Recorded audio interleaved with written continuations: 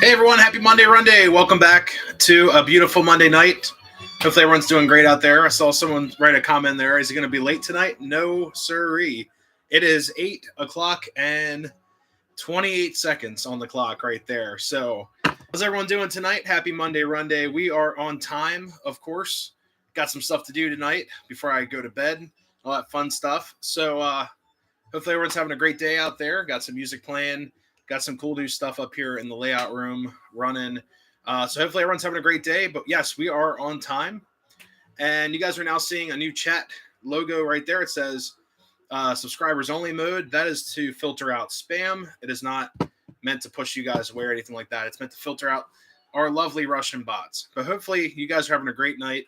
You have to wait for some people to come in because the notification is going to get pushed out, I think, a minute or two after the initial live right there. Yeah, Nick's on time tonight. Yeah. Oh, yeah. Got some comments here before I get carried away. Let's see. You got Alex. He tuned in very early. I saw him pop in. There's the live notification. So at exactly a minute, it shows up. So there we go. Keep that in mind. So, Alex, thank you so much for being the first in the chat. We also have Andrew Wade. We also have Sieber563. It looks like username. You got the same picture there. Welcome. What's up, Jub? How's it going? Nope, not late tonight. No, sirree. Let's see. Hello, Nixon. Hello, everyone. Hey, Mr. Shade, you made it. Welcome. Present and accounted for. What's up, Del Hudson? Got your boxcar sitting on the shelf. We ran it like crazy last week. It was cool. A lot of fun with that car. Whoa, the chat's flying. Let's see. Here we go. Happy Monday-Runday to you, Anthony, as well. Brian Cowhill, what's up, brother? How's it going? The best Charlie ever. Hey, welcome. How's it going? We got the Gus in the house. Doing all right, Gus. Rose Jewel, hello. He's here early. There you go. What's up, Kevin Nolan? Doing all right? Good evening to you as well. Twisted, how's it going? Frank's in the house. There you go. No, just water Monday. I got to drive that fleet car tomorrow. Not looking forward to that. Still the same. There you go. Just changing the name there. Andrew Wade, doing all right. Hanging in there. It is Monday. I'm not a fan of Mondays, but we'll get through it together. That's why we're here, having fun, running some trains. The crossing gates are going off. I got to move both these trains out of the way. It's going to drive me bonkers. Got Jamie with the blue wrench of power. What's up? Long time no see. What's up, Jim? How's it going? Alex, school bus. There you go. He's back. Tom. What's up, Tom? Prime ribbon. Oh, we'll talk about turkey. We'll talk turkey. I love Thanksgiving. Not so much for the food, which you guys will be surprised why I like Thanksgiving. I will tell you my whole life story about Thanksgiving if you guys want. We're here to hang out and talk trains and life, all that fun stuff. Mostly trains. Also got my brother from another mother's shirt on. Dave, D.A. Griffin Hobby. He gave me this free shirt at Spring York. This is the most comfy shirt I've ever worn. It is amazing. Let's see. Got Lewis. Hey, Lewis. I got a couple other comments stopping in. What's up, Pedro? Just saw your comment. Hey, Nick. MTH Premier, Chessie, Western Maryland Steel. Let's see what else we got. Got Tom stopping in. I read that one. Saying the full name, Nicholas. I'm in trouble. Oh, man. The Rose Jewel looking at buying an NPC era Lionel. Was thinking about you looking at. I've been getting rid of a lot of my NPC stuff. I'm getting more into like the command control and the sounds and the smoke and all that. But I really like my post-war stuff. I'd take post-war over NPC. NPC cars are nice. I just don't like the engines and the diesels that much. I only have a handful. I've got my FECs I'm going to hold on to. I've got my Virginian SD9s or SD40s, or they might be SD35s. They're pretty, though. They're Virginians. They have the safety striping They're from the MPC era as well. So we'll hold on to those for a while. Rose Jewel asked about Amtrak. Looking at buying. Oh, Amtrak. Uh oh. Let's see. Brian Rock, what's up? Saying hi to everyone in the chat. Welcome, welcome. It's always fun. The train I'm getting, a Williams GP9 all diecast power locomotive, was running the Premier Big Boy. It was steel. Oh, that's awesome. Yeah, those Williams engines will run into the ground. I mean, they just run like tanks. Can't go wrong with the Williams. They're a little quirky. The couple things with the older Williams without the any sound, like the engine idle, the horn, the bell. One of the comments I have about Williams is that it always runs in forward. So as soon as you give it power, it's out of here. It's going forward. So it's one thing to keep in mind with Williams. As soon as you give that engine power, it's out of here. It's taken to left field. And then it's opposite than to Lionel. You don't sometimes know what directions it's in for conventional. And then the MTH stuff always starts in neutral, which I love. I love that about MTH. You know, no matter what, it just starts in neutral. So you're not like taken off guard there. Speaking of command control, I have yet to get command control steam locomotive. Maybe MTH Santa Fe, Northern, as I saw a few at some train museums I've been to. That's awesome. Yeah, I started with MPC, or not MPC, TMCC. Lots of M's and C's. Started out with TMCC. I got my Cab 1 given to me by a really good friend of mine. And this thing works great. I love it. I run conventionally with it. I run command control with this. And it's flawless. It's really nice. But my first command control steam engine is actually right behind the camera. It's my B&O Atlantic. Actually, no. Sorry. It's on the shelf back there. I have a baby Hudson here. There we go. It's hiding behind the ice shed. So if I go right like this, the white-faced locomotive up on the shelf, all the way to the hazard signs or the hazmat signs, the white-faced locomotive, that's a baby Hudson with TMCC. So you can see it. If I point, it's right there. It's a Boston and Albany B&A Hudson. It's fun. It's a fun runner. That's my first command control steam engine. And then I ended up getting, this engine right here. This B&O Atlantic, this is full scale with TMCC. And then I have, this was given to me, the Camelback back there or right there. And then on the shelf behind me, I've got my little 040 switcher, and my TMCC K4 needs to be rewired. I actually dug into that tonight. But the K4 streamline needs to be totally rewired. I thought I could fix it, but it's got a tether issue. Something's just not lining up. Probably the wires are just worn out. It's a cool engine. Yeah, it's fun. I mean, it's one of the first TMCC engines to have that sound set and sound program on it. It has like some radio chatter, and also it does the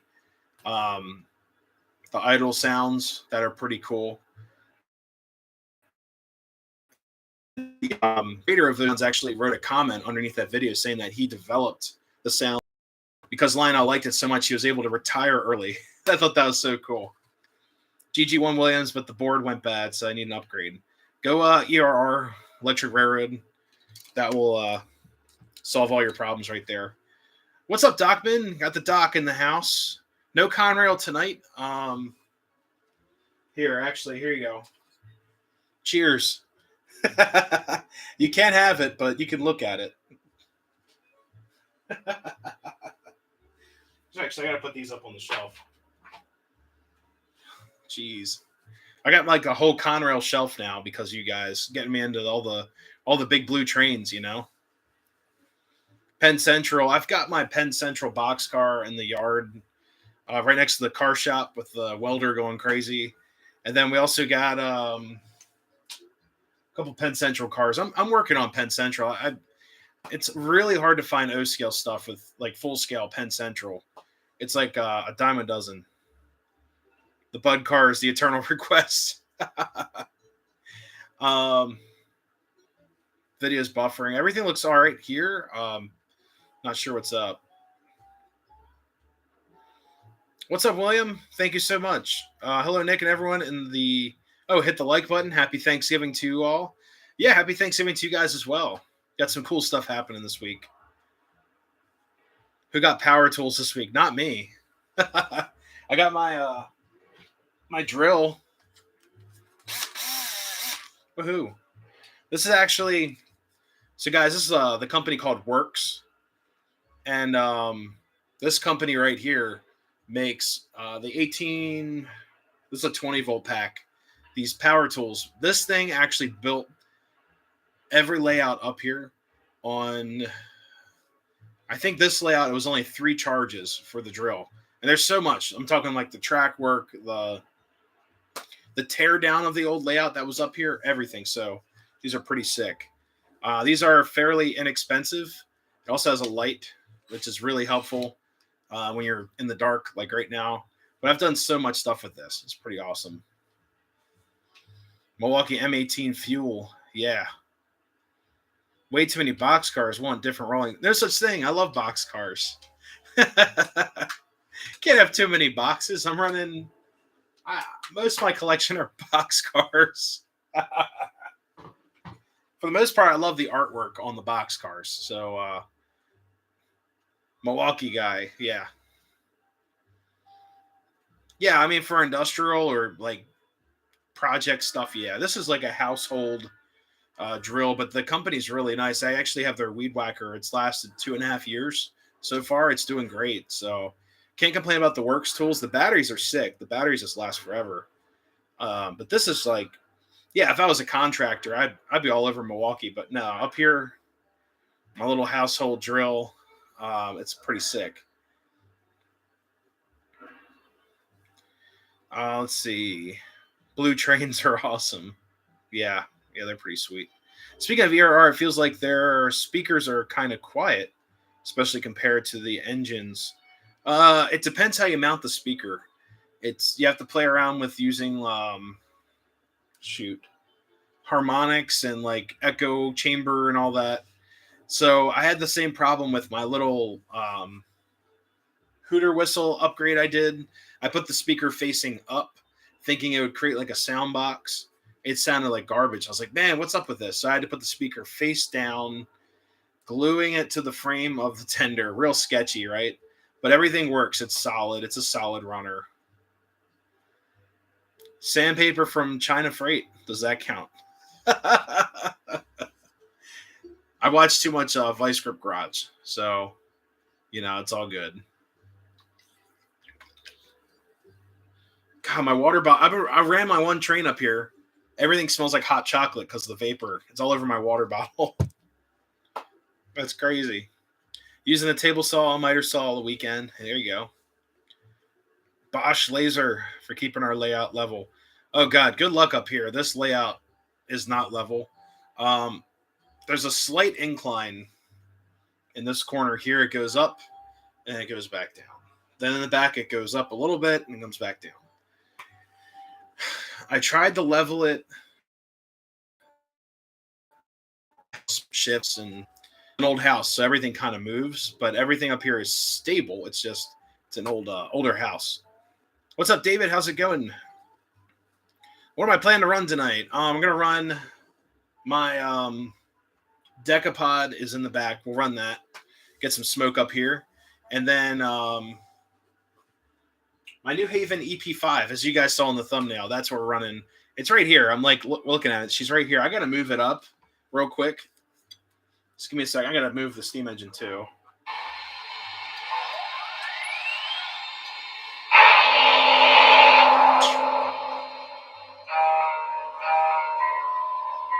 Here, I'll let you guys watch it move up. I just want to get them off my crossing.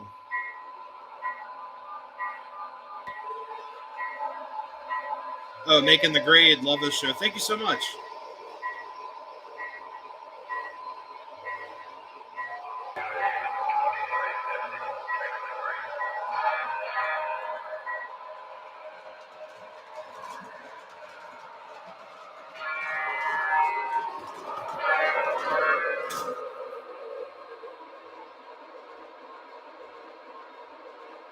All right, we had a catastrophe.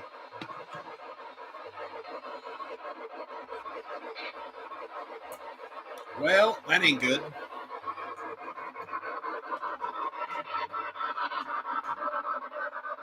Oh, I don't know why that's out.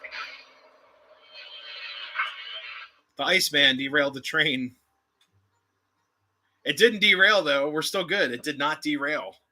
All I did was pull it back like this. So we're still like 0 and 30 up here at derails.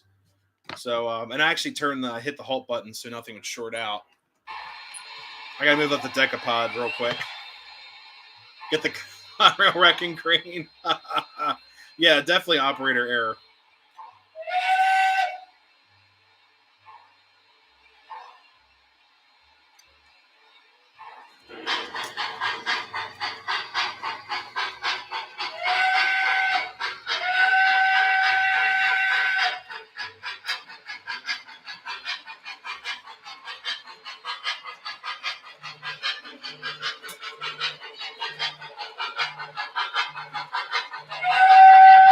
The Iceman cometh. Ah, there we go. Hot chocolate. Oh yeah.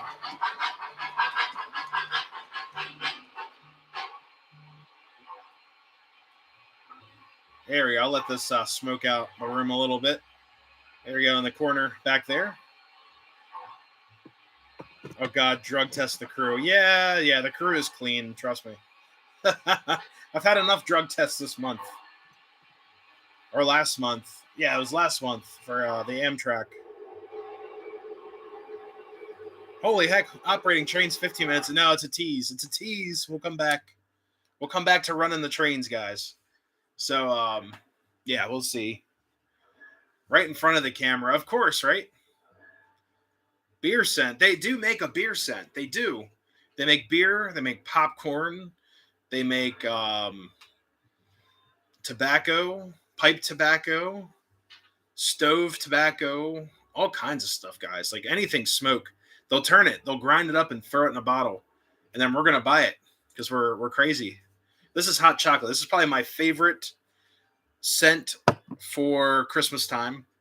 Between that, Apple Harvest can never fail. Apple Harvest is like my absolute favorite. I would say, okay, hold up. We got lots of different scents up here. I got about 15 bottles of smoke fluid because I like trying them all. This one, not so hot. This cinnamon roll, it doesn't smell like cinnamon roll. It smells like burning diesel with some spice. Um, Williams smoke fluid is literally just glycol with, um, shoot, what is it called? Deionized water and glycol. So that's it. Just like fog juice. The hot chocolate is probably my second favorite. We'll see. It's between Apple Harvest and the hot chocolate because the Big Boy Premium is like my absolute favorite, but the mix doesn't smell like it used to smell. It's a little bit different. And the guys at JT's told me that they had to change up a little bit of the mix. People complained it was too strong. I could run this stuff in the house. Sugar Cookie's great. I've smelled that one as well. And I can run this scent up here in the house all day long. It gets blown through the house. It doesn't make the house smell like, a chain smoker in the basement, huffing right next to the furnace there. So I can run this and get away with it. Same with Apple Harvest. Apple Harvest is fantastic. I want to put another smoking engine on after we run the EP5. We'll probably throw on the. We ran the Trainmaster last week. We'll see. I got lots of engines to run, so we'll see. Let's see. All sounds great. Yeah. Oh yeah. What's up, Legend? Hey, how's it going? Hello. But yeah, the sugar cookie's fantastic. I also have root beer. Yeah, root beer is great too. It's a little off. What's up, George Trains? How's it going? Yeah, the root beer is great. It reminds me of like the root beer barrels, like the little hard candy that you get at like Chinese restaurants or whatever. At the end, you grab a root beer in the dish, or my parents when they're buying their first house like that they built. the realtor or the builder had a dish of like root beer barrels. I was like always taking like 10 of them. I was like, yeah, I'm gonna need these. Cherry pipe tobacco. They have a pipe tobacco. It's pretty good. Not my favorite, but it smells all right. The root beer is cool. The root beer is fantastic. We'll throw that in there as well. Hot chocolate I got to save for Christmas time because Christmas for me, I know for a lot of you guys, Christmas has already started. I like waiting till like the weekend after Thanksgiving. So that's when I get the Christmas spirit. You know, you fall into it a little bit. It's just how it is. Give me 1 second, guys. I got to respond to one thing here.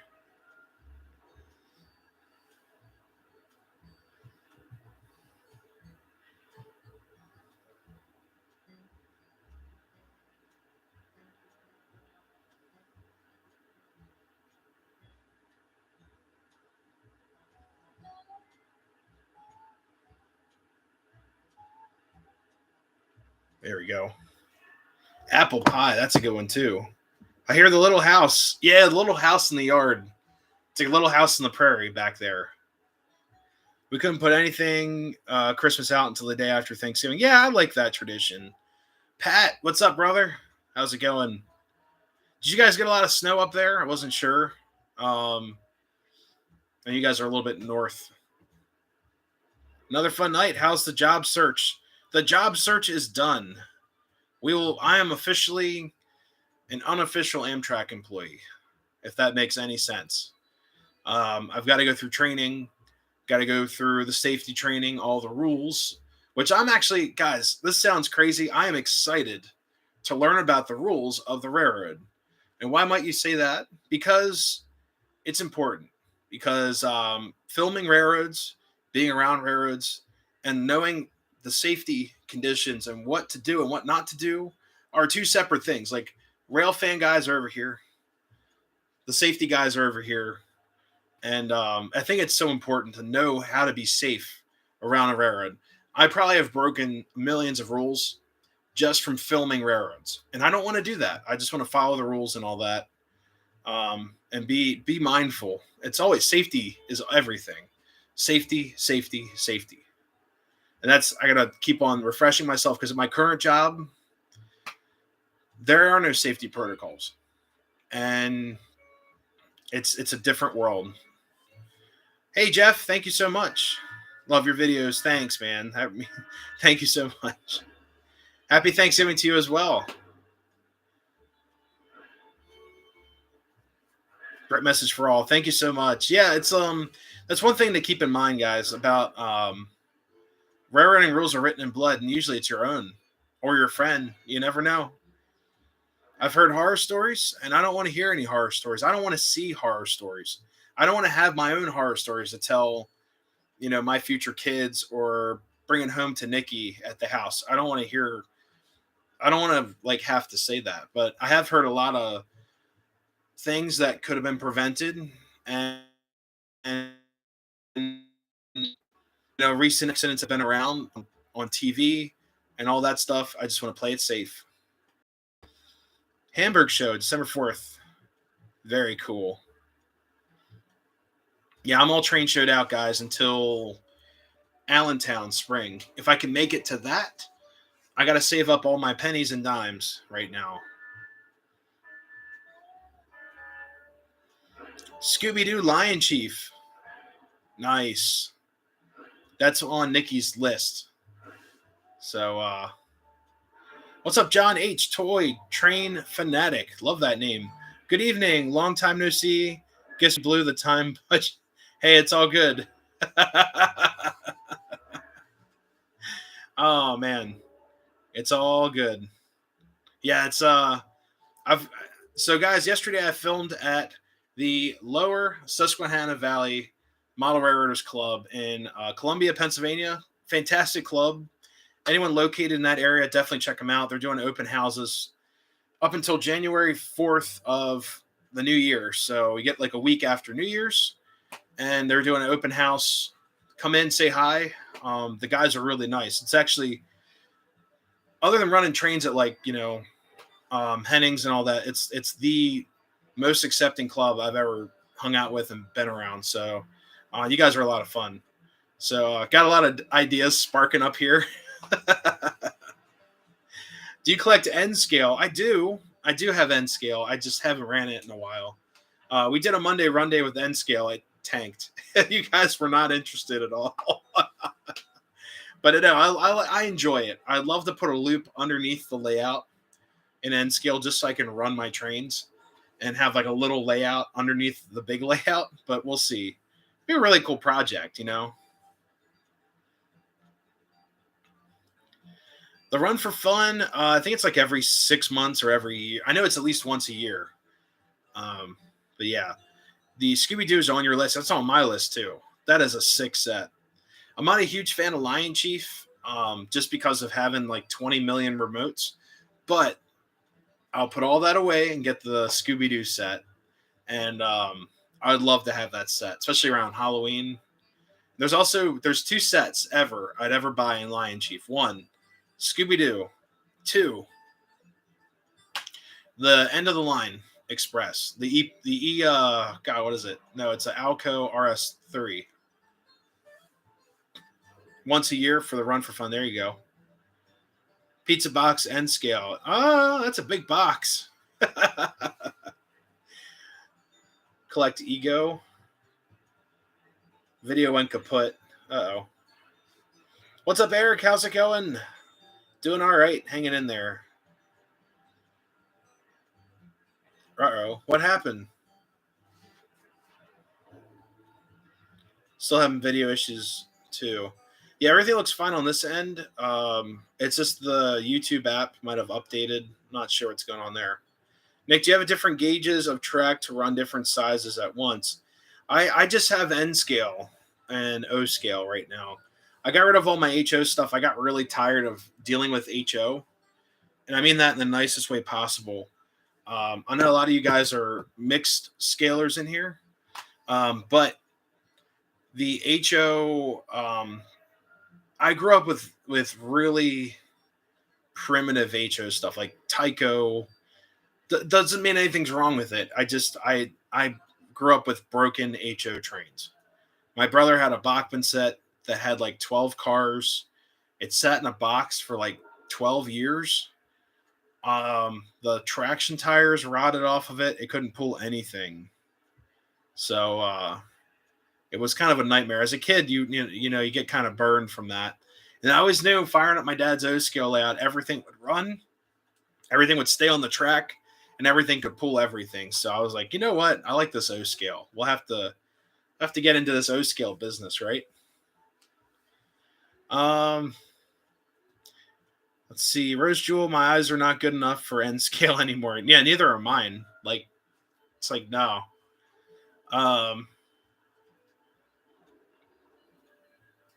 Video's fine for me too. Okay, that's good.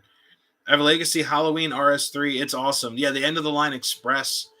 It's got the werewolf for the bell or the whistle. The bell is like a church bell, but I know the whistle's like the horn. What am I talking about? It's RS3. The horn is a werewolf. It's just a set. I love it. It's really cool. The cars are just so cool. I'd love to get their version of this car, the Atomic Waste car, but like all green with the or black with green lights, or they did one with green and then blue or purple lights, or orange, something like that. But they made this for that as well. So I love these cars, the Atomic Waste cars. Trying to sell my HO locomotive and rolling stock. Well, I thought S scale was a good size. Hot Wheels are S scale. S is cool. I appreciate Flyer. It's just a different beast. I wasn't exposed to it, but S gauge is pretty cool. And then Lionel has the Flyer Chief now, so you guys can have command control. And there's Legacy S gauge as well. So just not. I don't run it. Doesn't mean I won't own it eventually. I just have too much fun trying to keep up with the O scale. Pat said Tycho. Yeah. Yeah, my dad had all Tycho stuff. Some Bachmann, Tycho, and excuse me, what was it? Athearn and AHM. That's what we grew up with. George Train's going for ice cream? What? Area 51 set is the O gauge set that I want the most. That's a fun one. S the Forgotten Gauge. Oh, geez. Yeah, that's a fun set. S gauge is the perfect size, but for some reason isn't popular. I think now what would you guys think? I wish I could put a poll in the chat. I think I can do a poll in the chat, but if you guys think Gilbert or Flyer lasted past that golden post-war era, do you think they would be more popular than Lionel? Then here's the other question I have for you guys. Just think about it first. If Gilbert had the knuckle couplers instead of the overhooks before Lionel did, would you think Gilbert would be more popular than the O scale? Just want your guys' thoughts, because I've heard that from many guys saying like, oh, it was the couplers, you know? Like there's documentaries, like Lionel documentaries of guys going back and forth between their Flyer houses of friends, then the O scale guys. They all love that knuckle coupler that Lionel developed before that latch over coupler with the hooks. So what do you guys think? You know, do you guys think it would have lasted long, or do you think it's resurging? Like, I'd love to hear your thoughts in the chat here. AHM was absorbed by Rivarossi. Very cool. Yeah, like a lot of the DC stuff, I'm like totally lost on. Remember the Tyco race cars with the train running through it? Oh, I had that. Oh, I definitely had that. It was a slot car set. My dad had the crossing for that. It was like crossing gates. I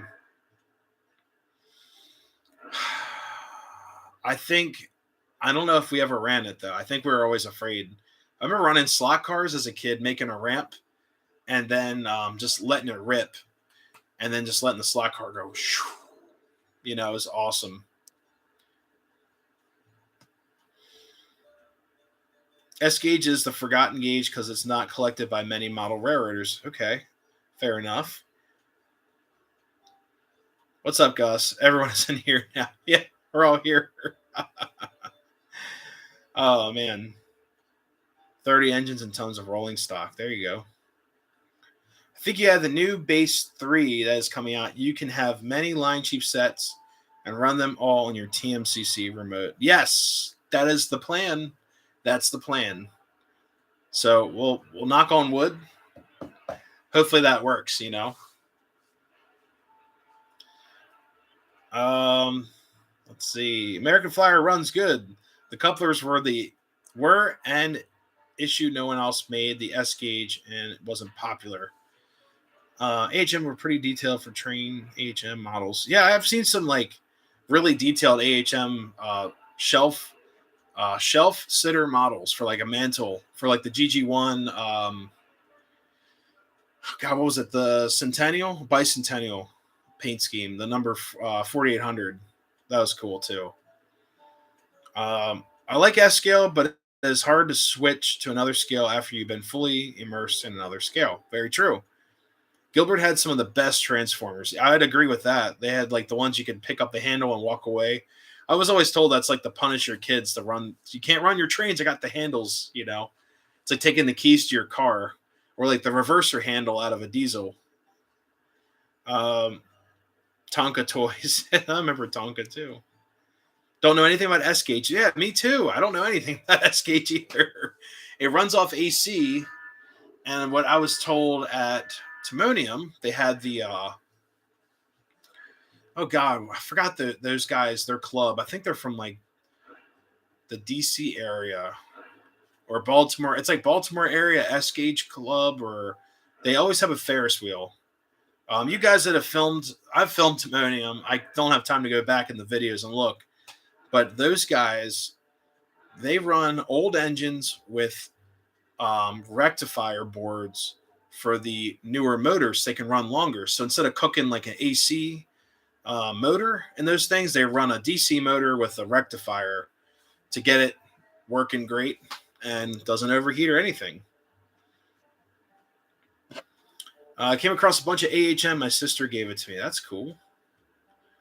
I think O scale lasted because um, you could always run the older stuff pre-war. Oh yeah, yeah. Right now, I could throw on an engine that's 100 years old and it'll still run on the same exact track here. Came across a. Oh, I already read that one. Have everything from N scale to G. Very cool. Yeah, I love all trains. SJT. I've got when I was a kid, I had every scale minus N, no Z and um, S at every scale. So I had N, HO, O scale, G scale, and also had shoot, what's the one I'm missing? There was another scale I can't think of right now. I wanted to get a Z scale set. My dad said no, especially for the price. What's up, Kara Trains? Placerville's closer to S than O. Yeah, Placerville's great though. I love it. Like the Frosty Bar right here with the bears on top. Man, I can't get enough of that. Those are so cool. I love those pieces.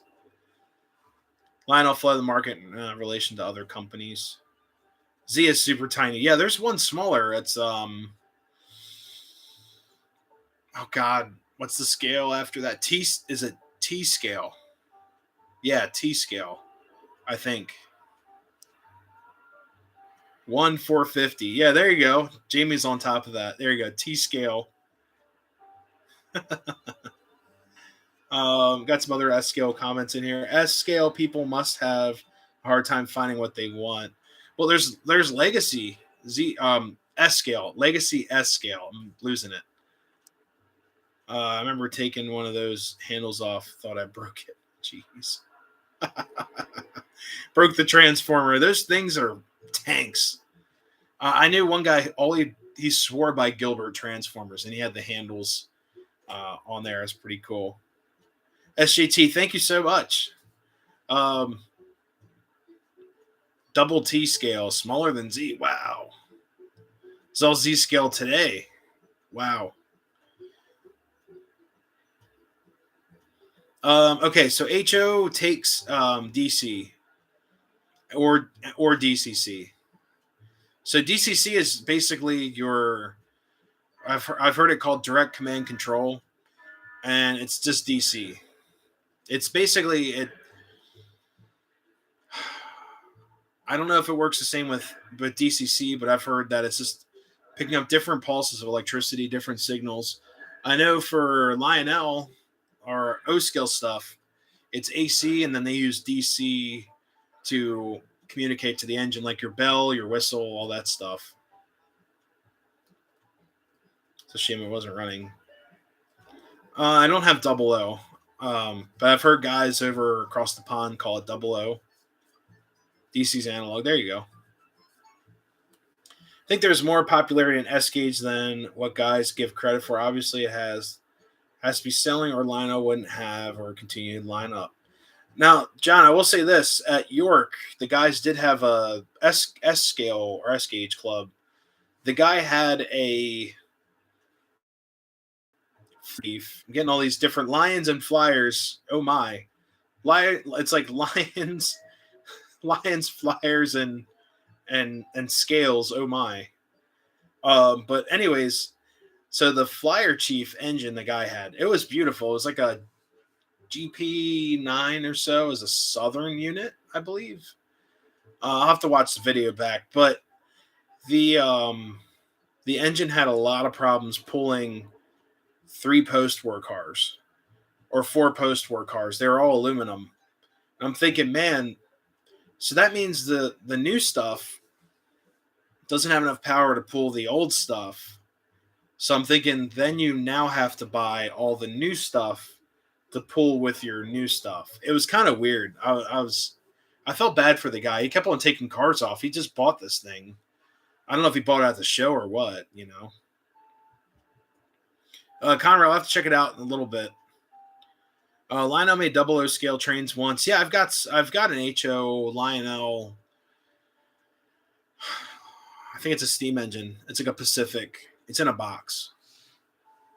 I don't know Flyer that well. Sent to you yesterday. Oh, that, yes, that's hilarious. Yeah, Conrail Lock sent me a picture. It was an owl sitting on the front of an engine, just chilling there.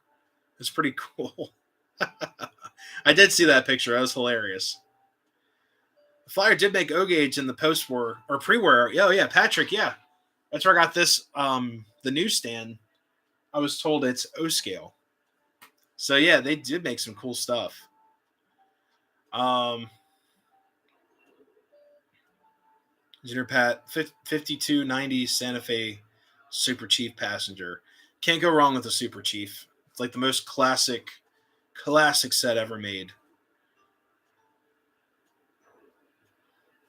There we go. John Long, Silver Rails, what's up? Originally the scales were O, 1, 2, and 3. Times are much simpler then. No, thanks for joining. That's an awesome comment. I've never heard of that.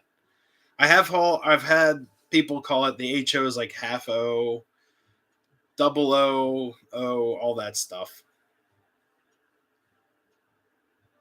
SAT, what's up? So, LOL, I'm 70 years old now. I have old Lionel trains older than me. I've got trains that are almost, well, triple my age, but like time and a half for sure. It's nuts.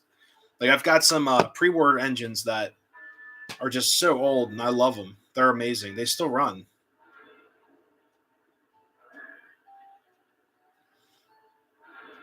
Stories that Lionel got the gauge wrong, so name their larger scale yes, I've heard of that. The standard gauge of the world, or the standard of the world. There you go. Got to do the picture of the kid on the floor like that. You're a number one gauge equipped flyer called theirs. Uh, oh wow, that's cool. Yeah, I've heard that Lionel called standard gauge basically as a marketing tool, which is brilliant. It's like, don't you want to be in the standard? Like it's such a um it is such a punch to the face. It's like, think of this. Think if I bought all this stuff, right, for my layout, the channel and everything, and then someone came up here, it's like, your layout's not the standard. What are you doing? Like all this is out of date. It's a fashion statement, or kind of like a it's kind of like a corporate, like yeah, engineer Pat just said it, corporate template. It's kind of like I don't know. It's like an advertising slap to the face. It'd be like someone coming out to your collections, like, oh, that's not the standard. It's a total, it's like smack right to the face. So you've been collecting for how many years? You love all this stuff. Standard gauge is huge. I want to get at least one standard gauge set for Christmas time. And then while it's not Christmas time, it will be on display. And I don't know where, but I'd love to get a standard gauge set. They are so cool. I love it. Especially after my buddy Sean has been collecting standard gauge. Um, I'm getting hooked. It's awesome. I just can't really afford it at the moment. I've got other projects in mind, other inquisitions for the collection.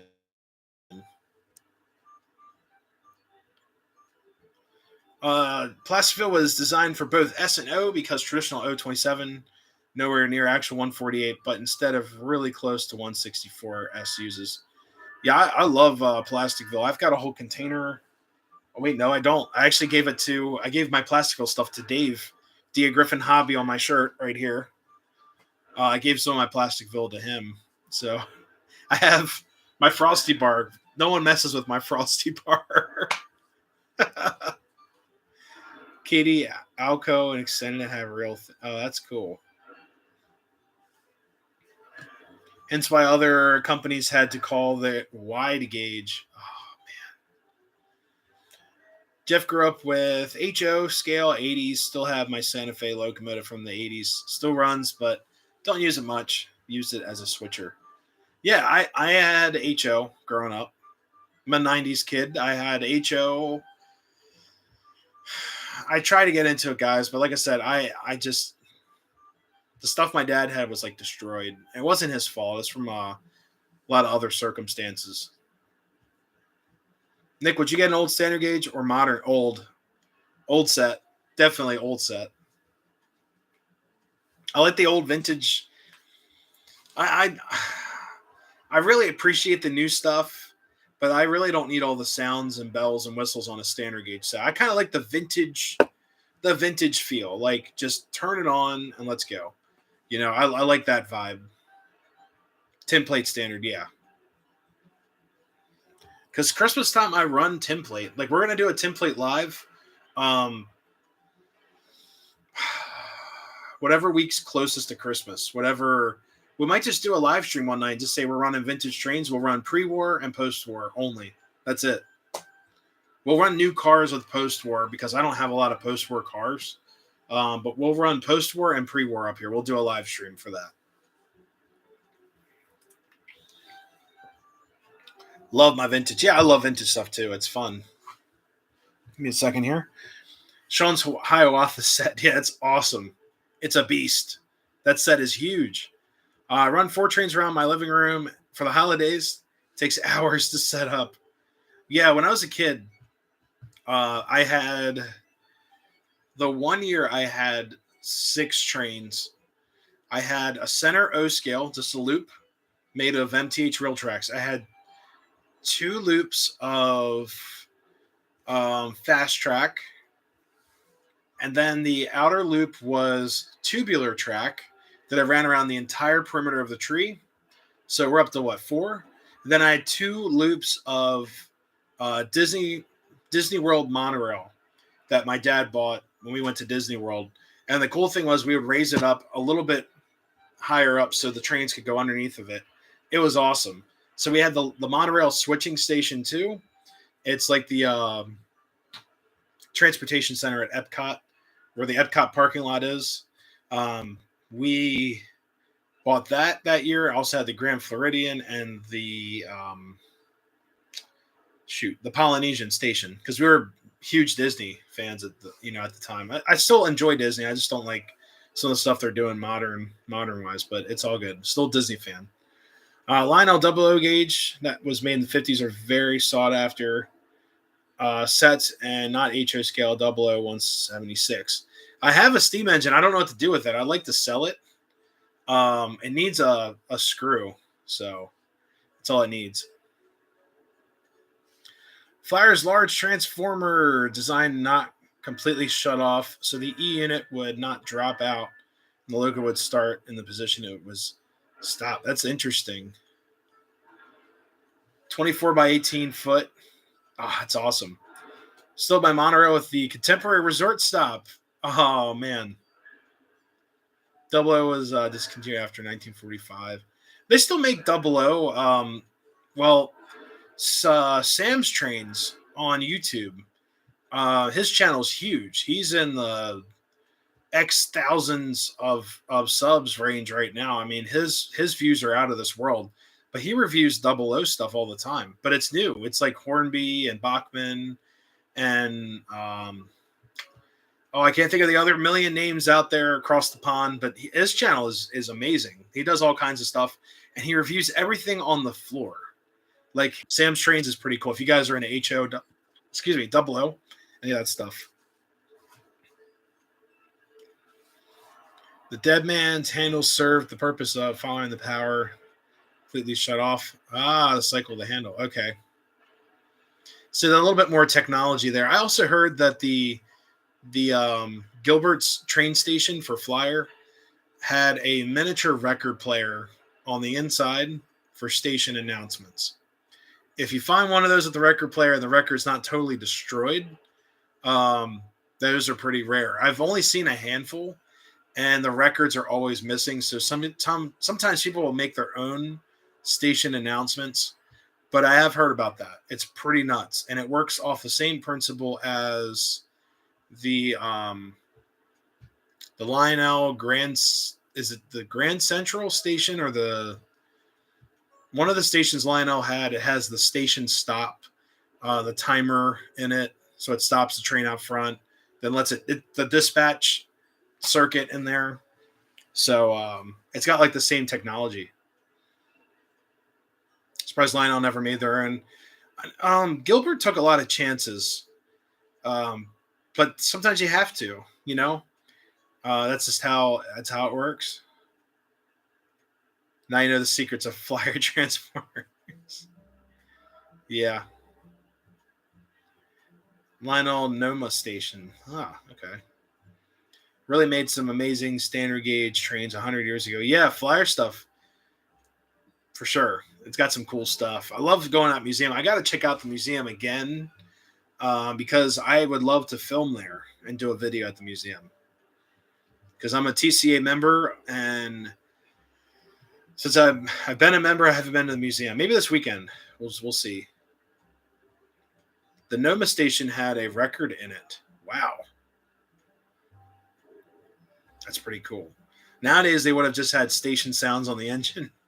I had the Flyer talking station with the record, which mechanically amplifies the vibrations, producing the sound of as the old Victrolas. Wow, that's really cool. That is awesome. Yeah, I don't have anything that fancy up here.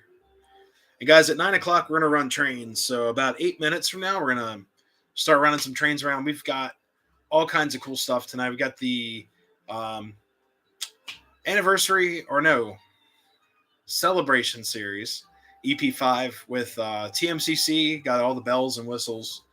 Then on the outer track, got the Decapod. Now, the Decapod's like the fan favorite of the channel. It's like the I don't know, like the pioneer of Nick's Crossing up here. K-Line operating loading station. I know someone who has one, but they're never going to get rid of it. Oh, man, those are great.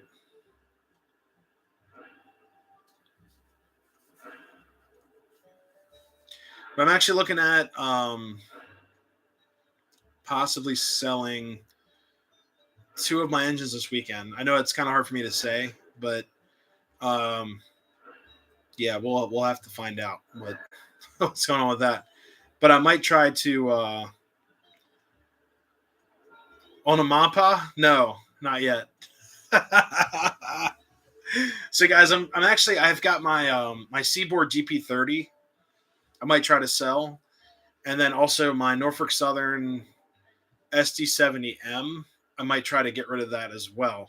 Now, the only reason why I might try to sell them is because I'm looking at getting or articulated engine. I like to get an articulated steam engine. If not, I'll just save up my pennies and see what I can do. I might hold on to them because I love GP30s and I love my Seaboard GP30. I just don't run it as much. Also, I'm not a huge fan of the Norfolk Southern. So, yeah. No, they made Christmas string lights, and they made... Oh, that's cool. Dude, featuring my upgraded Noma station with the modern sound. Oh, that's really cool. But no, I can't find any Mappa stuff that's not a fortune. Like an absolute fortune. Now, Dave went to Allentown. I'm wearing his shirt right now. It's like he went to Allentown and bought an MPA hopper car. And I was so ticked off when I saw that. I was like, oh my God, he found one. But a buddy has the Williams MPA box cars. They're just, shoot, where's one up here? Here, I'll find one for you. They're just like this Menards car, the same size. Well, actually, no, it's smaller. This one's a little bit beefier. So he's got the MPA Williams car. It's really semi-scale. It's like not even close to scale. And it's like $80 because they're really hard to find. Yeah, but I love this car. This is a Menards PRR box car that I'll sit up here. Here we go. Boom. But it's got the the air brakes that hang down that people complain about, all that stuff. The Legacy MPA sound. Oh, the Vision Line box car. I know someone who's got one. I might buy it. We'll see. But no, the NS I might try to sell. I'm just kind of tired of NS. Like, why am I going to keep a railroad on my layout that I'm not a huge fan of? It doesn't make sense. It's my railroad. It's my rules, and they can go. Like, I'm not a huge fan of the horse anymore. I've got Norfolk Southern hoppers. I do have a commemorative Horseshoe Curve, which it's underneath my one cabinet to my right. It's it's an Horseshoe Curve commemorative box car celebrating 150 years of the Horseshoe Curve. I'm keeping that car. That car is awesome, but I would like to possibly get rid of the NS, my SD70M. So it's all good. Oh, the 612, I'm keeping that. That's part of the collection for sure. There are certain engines in the collection I would never sell. The 612, the Chessie Special, my TMCC Hudson, Polar Express. Obviously, I'd never get rid of that. Those are like on my list of like never sells. So it's all good. N&W looks better. Plus, they had stock with the Pennsylvania, so it's all right with me. Lionel Station would light up, Transformer and you many kind of vintage toys, street lamp using them. Oh, that's cool. Oh yeah, the Yellow Belly too. That's plus it's like that I've looked for one of those for years. That was on my list. I have a lot of trains I wouldn't sell. It's just the NS one. It's got PS2. It's a Rail King. I fixed it. Everything works on it. It runs great. It's just I'm not a huge fan of NS because they're NS. Like, CSX is fine other than, I'm just not a huge modern railroad collector. I don't like modern stuff. I really just not a fan of the modern railroads. I think everything up to like the Conrail era, I'm fine with. Other than Amtrak, Amtrak doesn't count. They did the best they can. Plus, working about to work for them. I'd love to get more Amtrak stuff if I can find it, but just not a huge fan of NS. That's all. Hey, good evening, Peter. How's it going? But yeah, I actually saw that Lionel came out with a bunch of SD9s long hoods or SD30. No, I think they're GP38 high hoods in the Norfolk Southern scheme. I was like, no thanks. And a Cella set. No, I'm good. Doing well. That's great. Fantastic. So yeah, guys, we're gonna run some trains. So, like I said, mostly in the collection, I'm looking for vintage road names. I like the old stuff. Not a huge Southern Railroad fan. Not a huge like railroads of the South and then also West. So I'm an Eastern guy. Eastern Seaboard. We have so many fun railroads here. Like we have Pennsylvania, Reading, Mapa. What else we got? B&O. We do have Norfolk Western. We have C&J. We have Long Island Railroad, the New Haven, Penn Central, Conrail. Coastline's cool. I like the family lines. Okay, I'll go with that. They're Seaboard. I'm just not a huge fan of like Southern and all those guys. CNG, it's like I have no idea where CNG ran, all that stuff. I respect the railroads guys, but it's just like I'm just not an NS fan. That's all. So I have a 491. The Yellow Belly that I have is a 491. I'm looking for an Allegheny, and I think I found one on eBay, but it's a K line. So I don't know if you guys have any insight on that. Is the K line Yellow Belly any good? Like, just let me know in comments. It's got TMCC. It's full scale, and the guy dropped the price on it. So I'm really looking into it. We'll see. And the other thing is I got to make sure it runs around my curves here. Make sure it doesn't just fall off the rails. But guys, we're going to run some trains. Let me know in comments. Aliva. Oh, the Alvia or Alva. Yeah, the newest Amtrak. That's not going to happen. Excuse me, until I get some better fundage for better trains. We'll see. All right, guys, let's run some trains. Let's get these fired up. It's going to get pretty loud. Allegheny Premier. I was going to say, how much is that? Like, Dreyfus Hudson.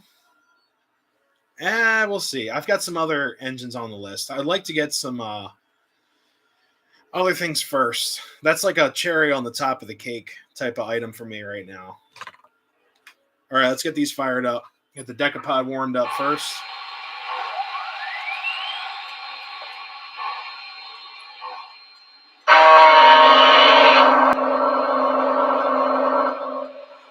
She fires up really loud.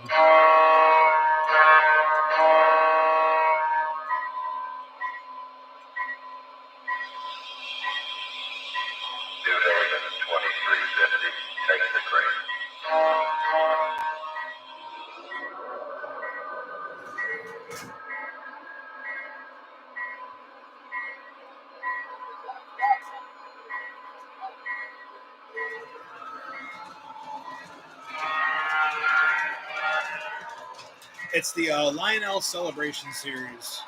It came out like 2004, 2005.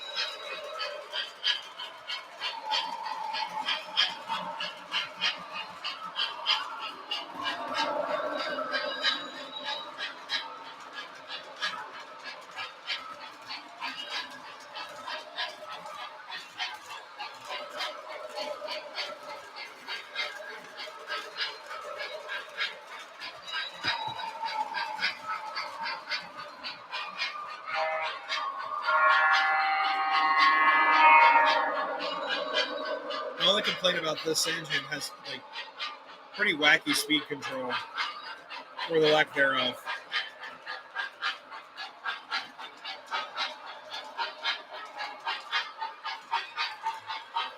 Casino GP7.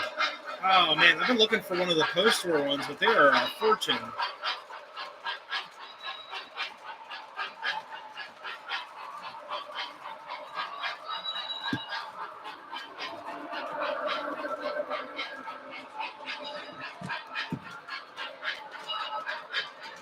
We got hot chocolate flying through the air right now.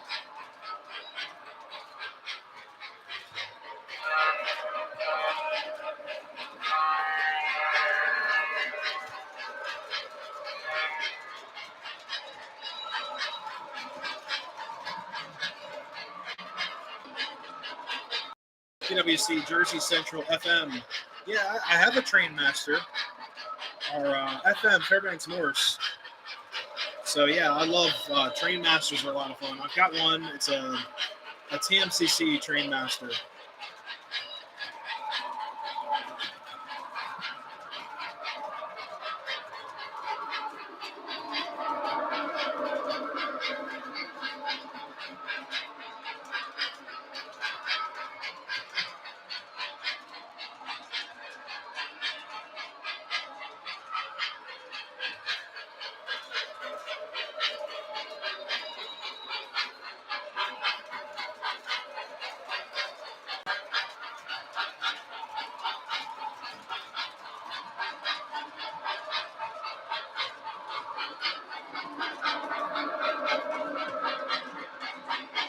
Hey, thank you so much.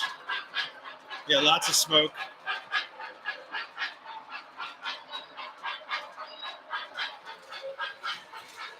$1,200. Yeah.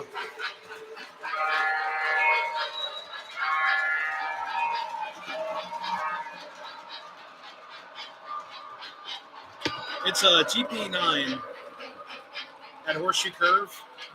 It might actually be, yeah, I think it's a GP9, but it might have been upgraded to a GP10. But most likely it's a GP9.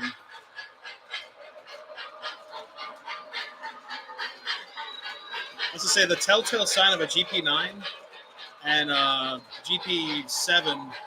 The GP7s, for the most part, usually do not have dynamic brakes. Unless you go to the Reading Railroad Museum, the Heritage Museum, they've got a GP9 with no dynamic brake fins on top. It really confused the heck out of me. I was like, what is that?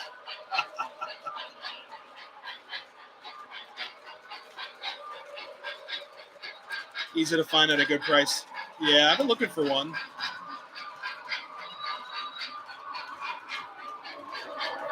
Thank you so much. Yeah, this one, man, she is smoking. Smoking like crazy.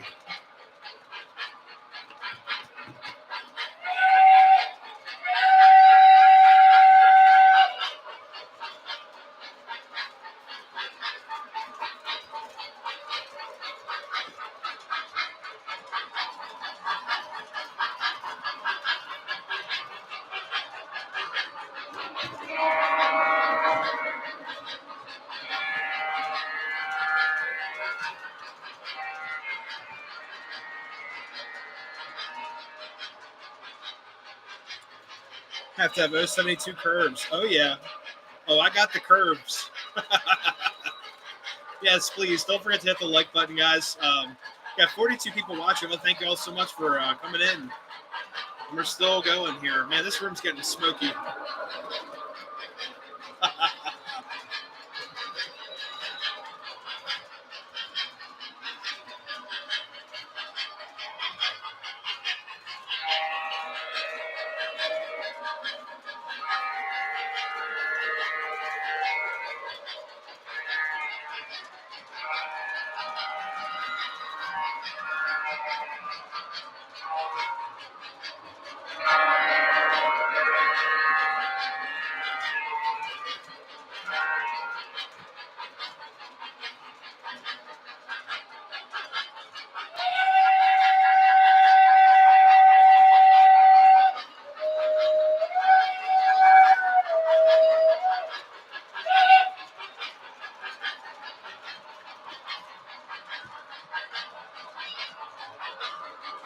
Guys, check this out on the wall.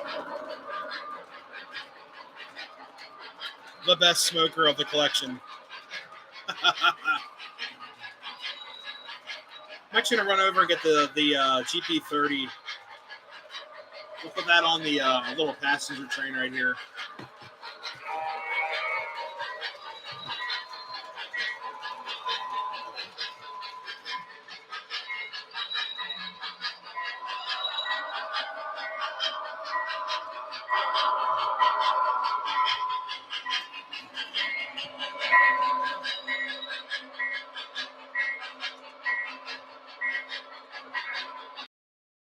Guys, right back. I'm going to grab the GP30 to run.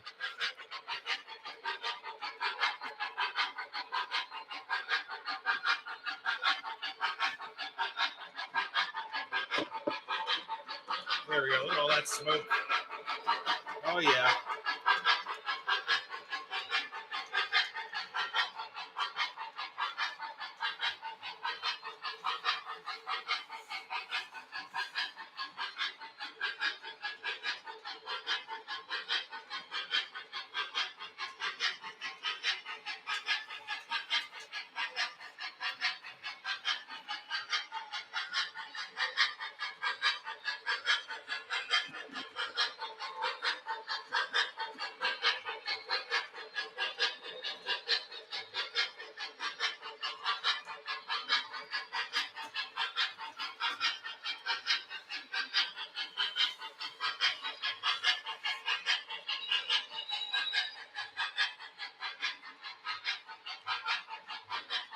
All right. So GP30, we'll just back her up to it.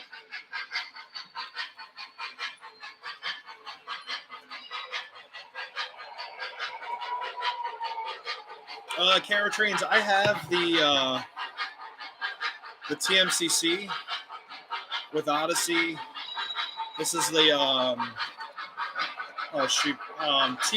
TCA special, or the TCA 50th anniversary FM Trainmaster.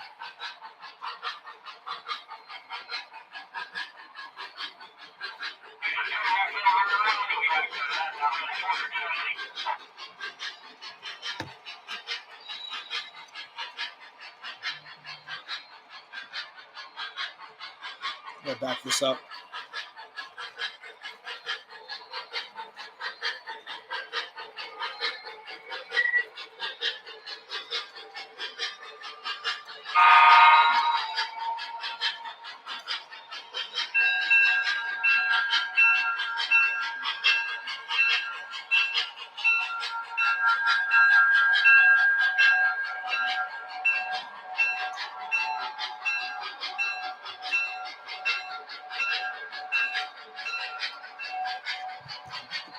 Yeah, she needs some smoke.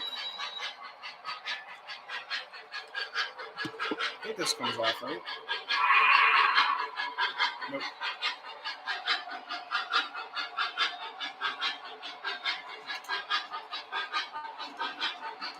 There you go.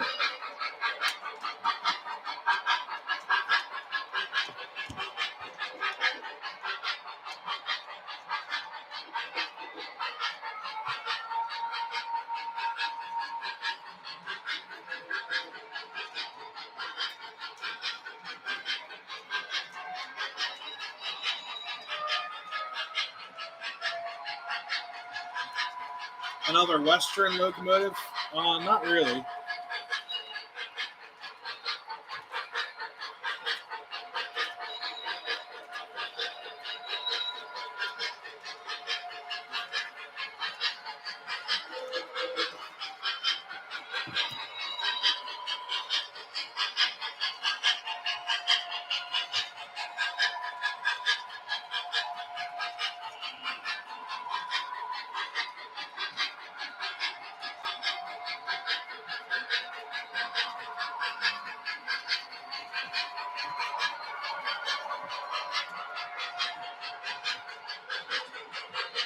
I have a Union Pacific. I just ran it at the Model Railroad Club yesterday. It's actually on my kitchen table right now.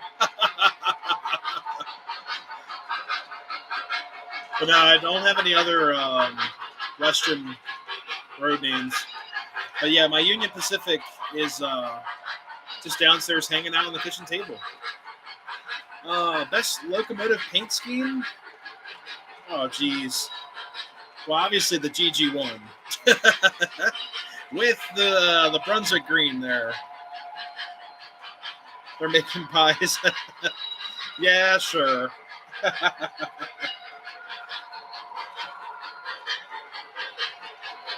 Yeah, this is my GP30. George, I love the Union Pacific. It's a Rail King, but it works really well. We get you guys to the Rail Fan Park. Whoops. Tangled up here.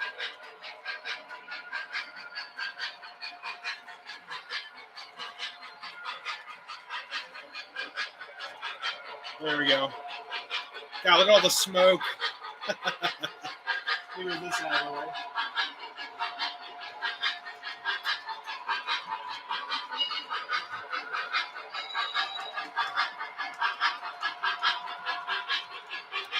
Yeah, the diesel I'm running is a Seaboard.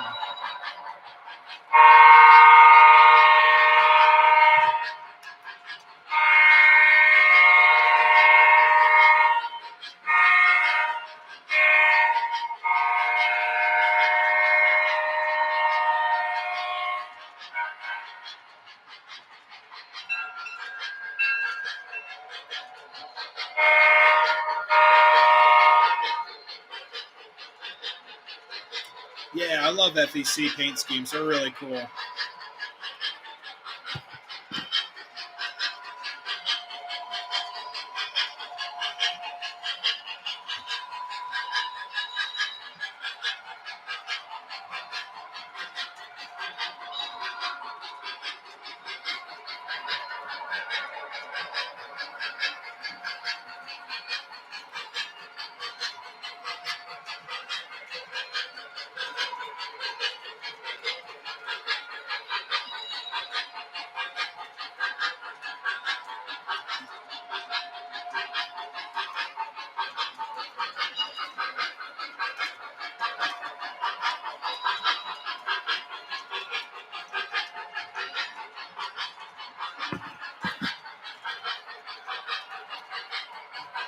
What's up, Whitmore's Trains? How's it going?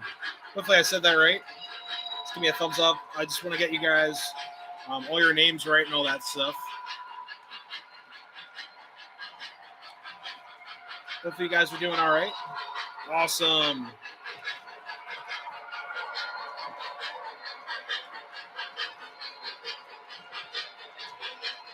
Well, I'll check back soon once we get to Thayer. What's up, Randall? Hopefully you're having a safe trip out there. Oh, the D&H is a classic. No, my favorite ever paint scheme. Oh, man, you guys are getting me from this one. I do like the Conrail blue, but if you want to go classic, I like the PRR racing stripes. Can't get enough of it.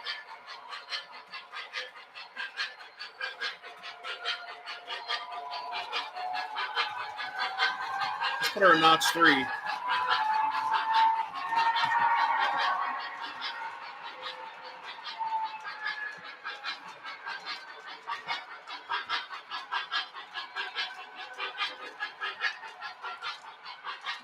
There we go.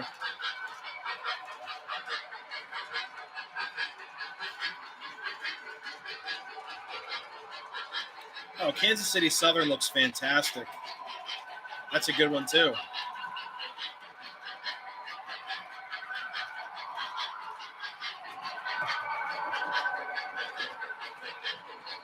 You guys think I should keep this Seaboard engine? What do you guys think?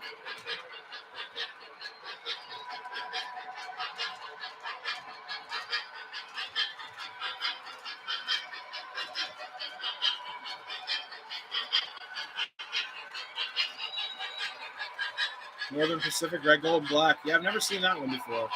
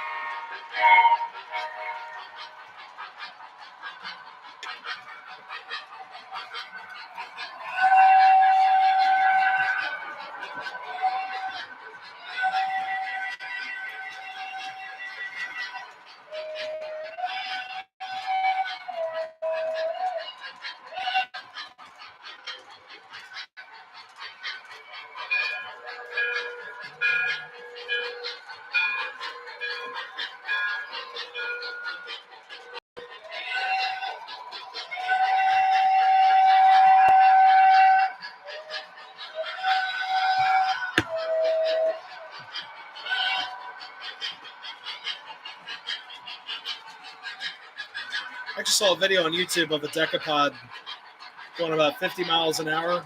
It looked ridiculous. Southern, Santa Fe, yeah.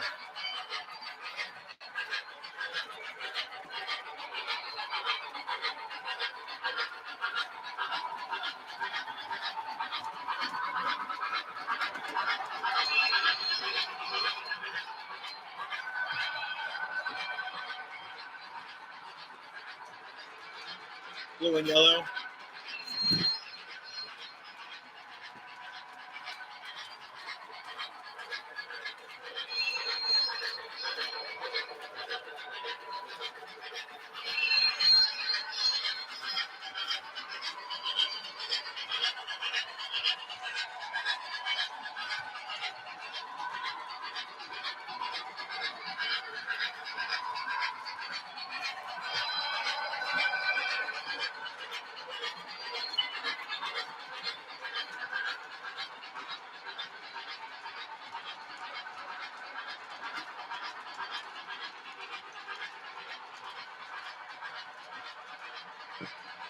Monday-Runday.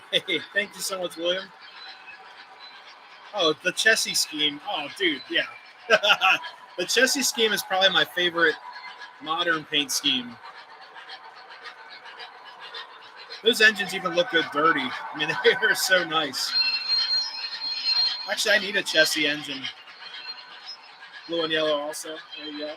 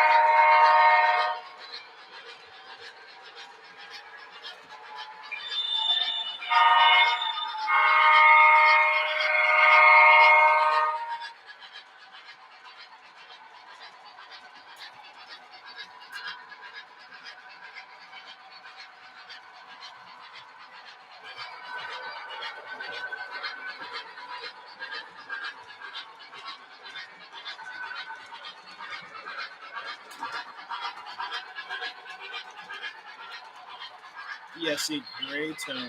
Oh, that's cool.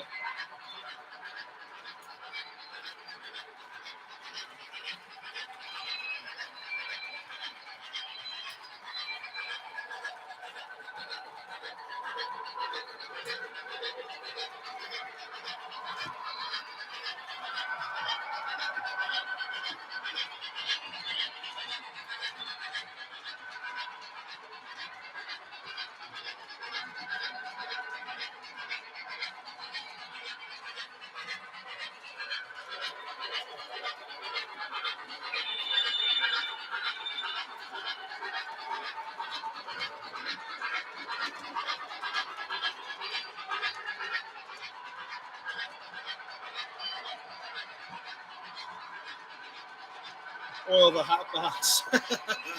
Oh, you're talking about the squealing. That's Freight Sounds car.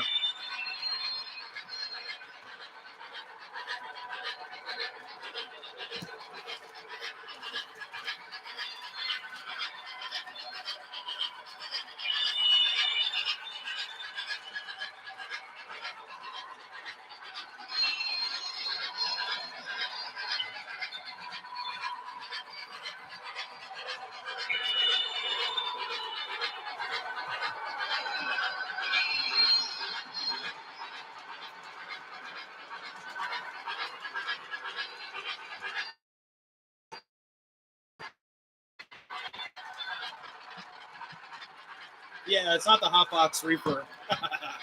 Those are great cars, but no, I don't have the Hotbox Reaper on right now. We could put that car on if you guys want.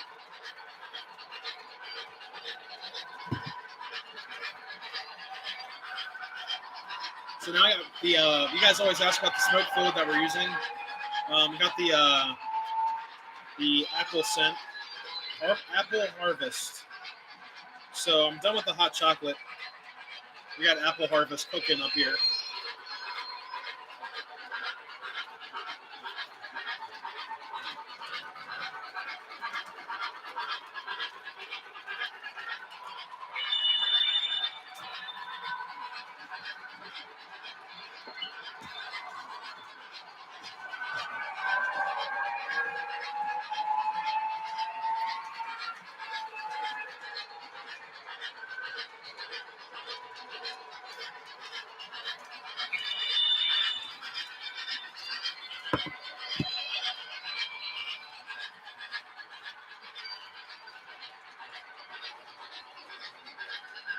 Let's get you guys out to the rail fan park.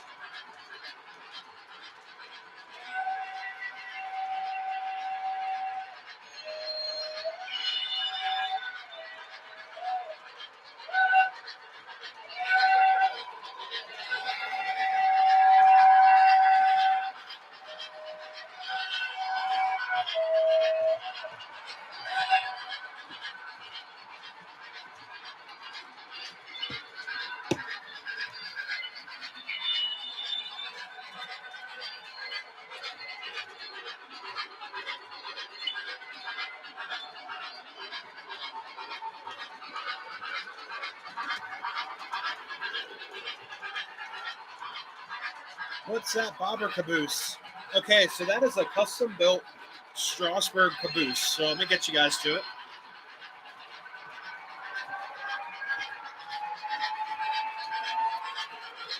It's like an old Atlas, or I forgot the company that built those, but it's like a custom-built bobber caboose, and it's got the Strasbourg logo on there. I had to have it, guys, and I put a little spotlight on it. There we go. Look at that smoke. Oh, that's amazing. They should make perfume and smoke fluid. Oh, the apple harvest is pretty close to it. Really close. I love it. Let's see. Yeah, apple harvest is the way to go. Hey, thanks, George. Yeah, it's like, I got the whole scene right here. I put my pickup truck in their parallel parked. This guy's like, how he's going to get out because someone parked behind him, type of thing. There you go. Also got the American flag under lights. Never put a flag in the dark. So let's turn off all the lights here.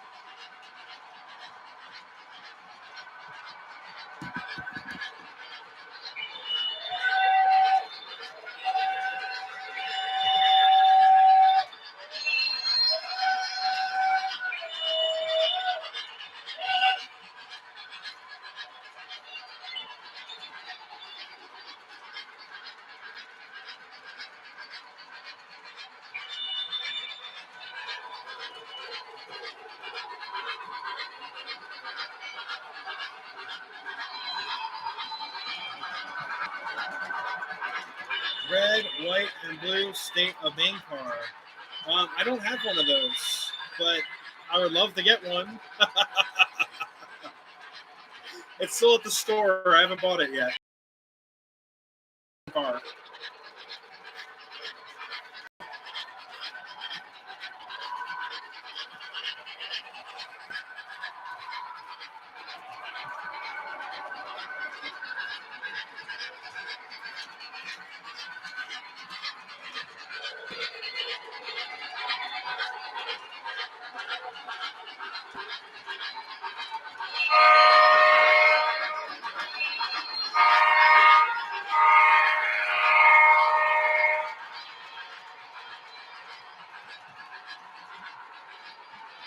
Yeah, I get the Vision Line one.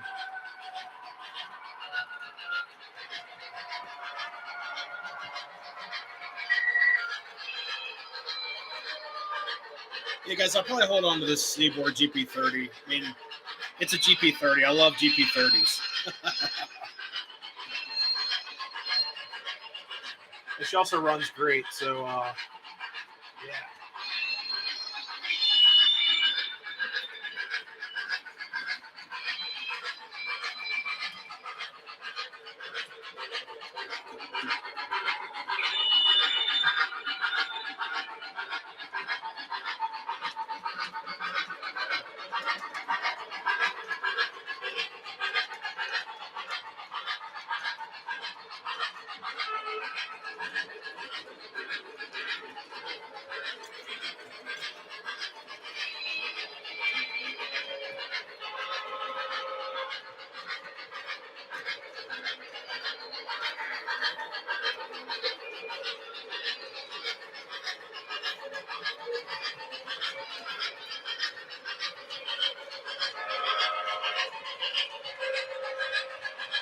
Keep the Seaboard.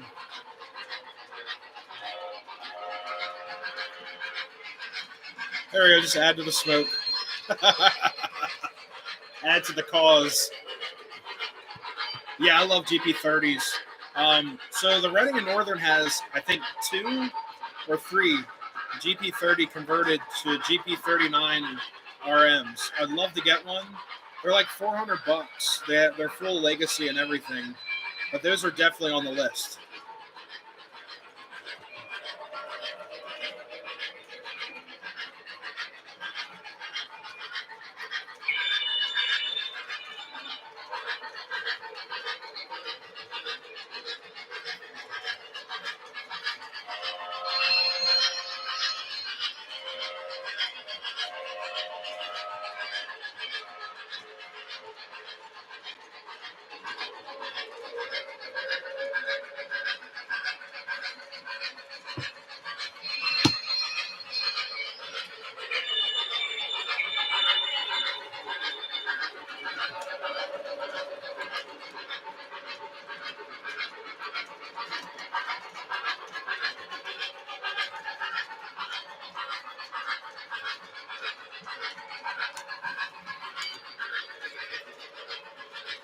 They were made of an N scale.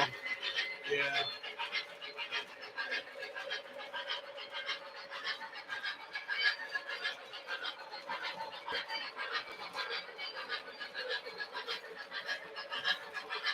Hey, William, grab that overtime when you can. Oh, of course. Yeah, I can't wait to start working. It's going to be pretty amazing. We have training coming up in a couple weeks, so I'm ready for it.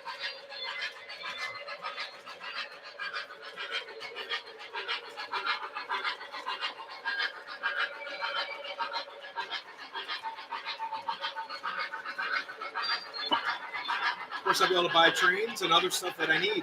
You know, be all right.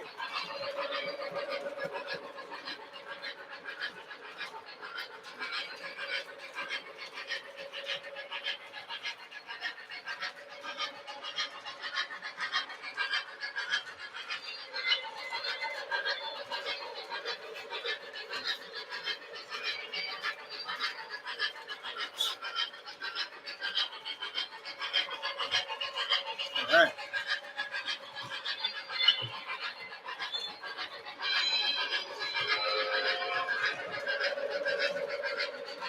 Nick will be singing. I'll be. Yeah, of course.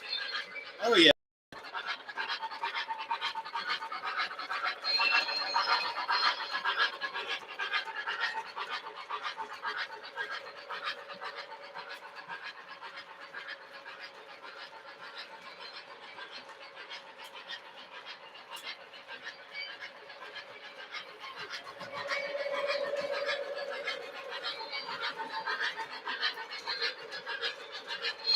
So with Monday-Rundays, with the first 2 weeks of training, we'll have to see.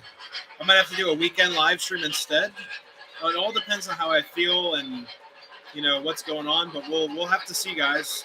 I might do a live stream from the hotel if there is a hotel. Trying to work all those details out, but we'll definitely figure it out. We'll still definitely do YouTube, but just it's gonna be a little bit different.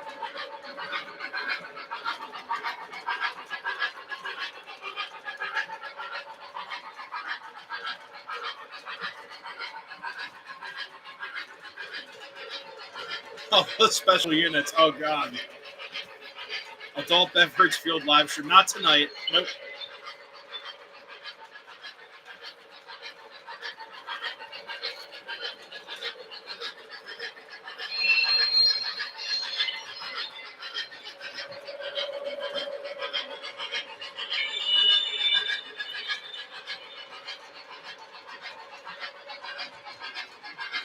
Hey, train seekers. Didn't see you there.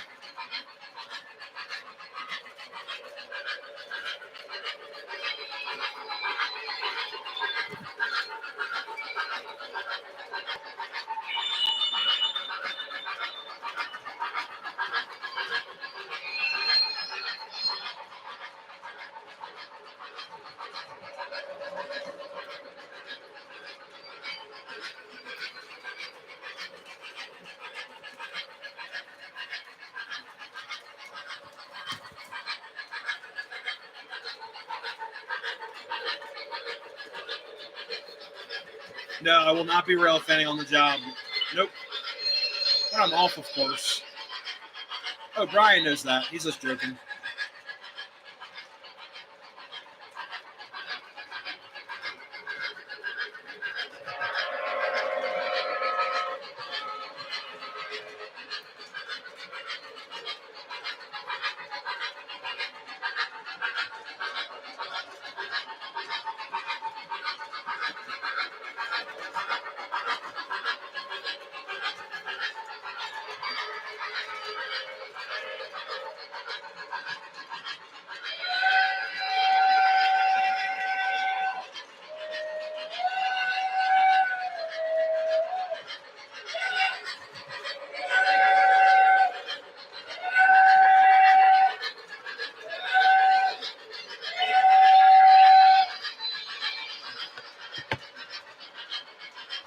Santa Fe will always be the favorite. Oh yeah, Santa Fe is great. No, the Acela does not.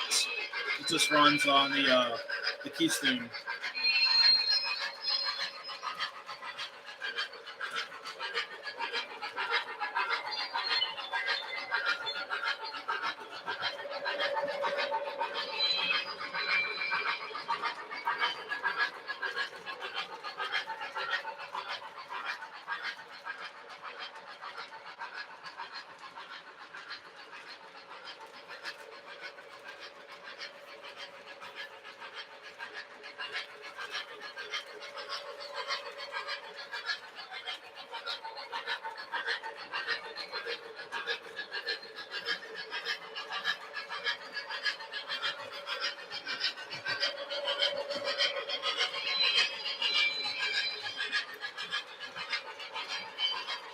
Oh God, no, I'm there to work. I'm ready to work. Orlando Spur. Oh yeah. And guys, this is all the lights off up here. It's pretty cool. I don't mind it at all. You know what? I might bring my N scale trains if there's a hotel involved. Yeah, I'll bring the N scale.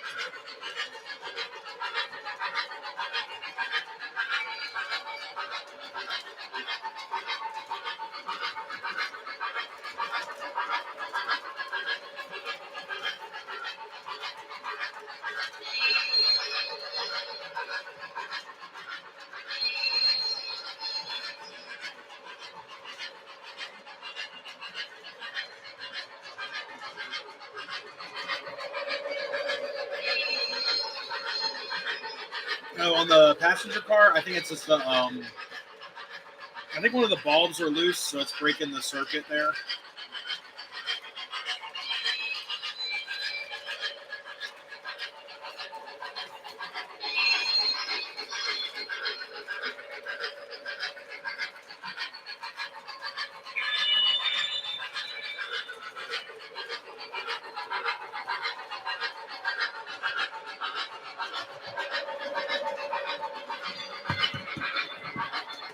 Yeah, I think it's just the one of the light bulbs are loose, so it blinks. That's all.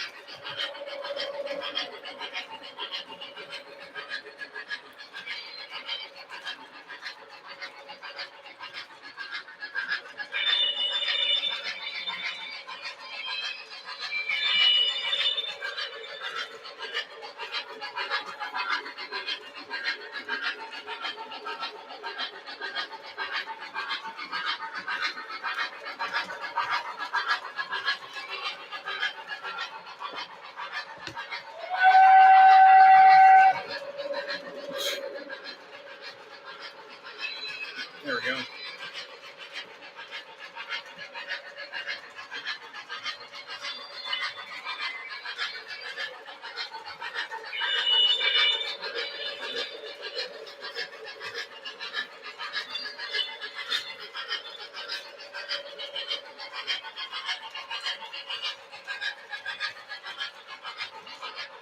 Hey, 36 likes. Thank you guys so much.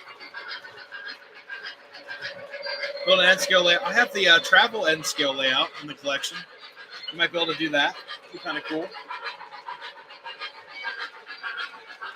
Let you get you guys over here for a second.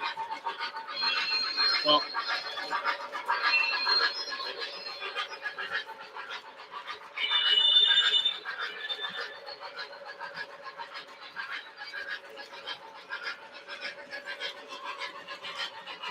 Maybe it's the rave. It's the rave party car.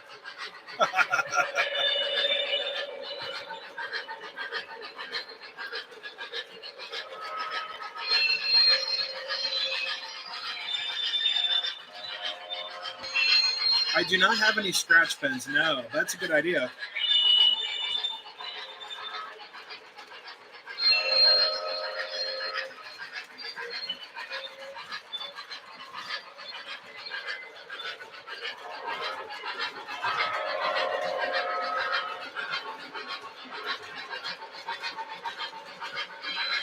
Z-Gate's suitcase laid out. Right.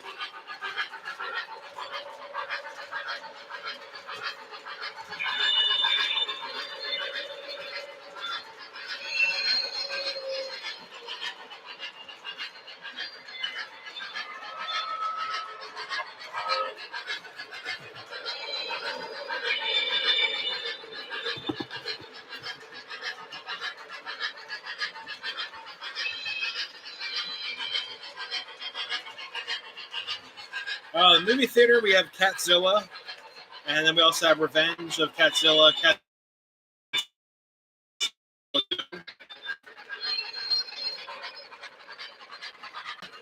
There you go. I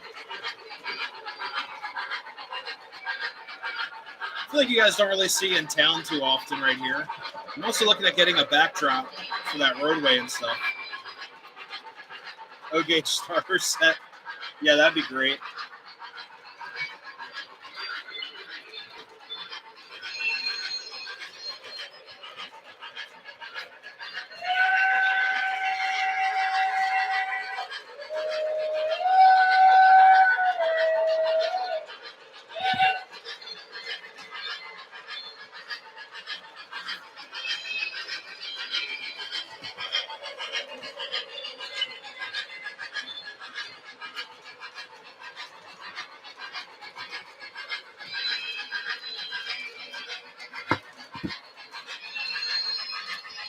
Only runs Attack of the Killer Tomatoes.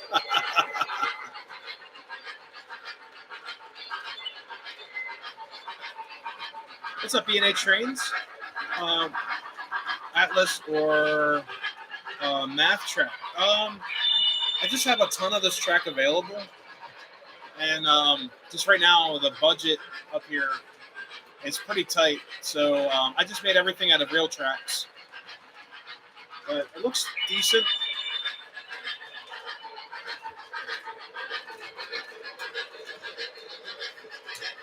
There you go. It's all ballasted in. It's all MTH real tracks. There you go. Doesn't look too bad.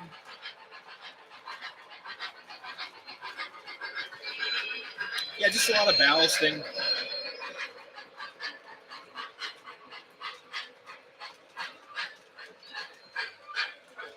Gotta pull the train off the crossing.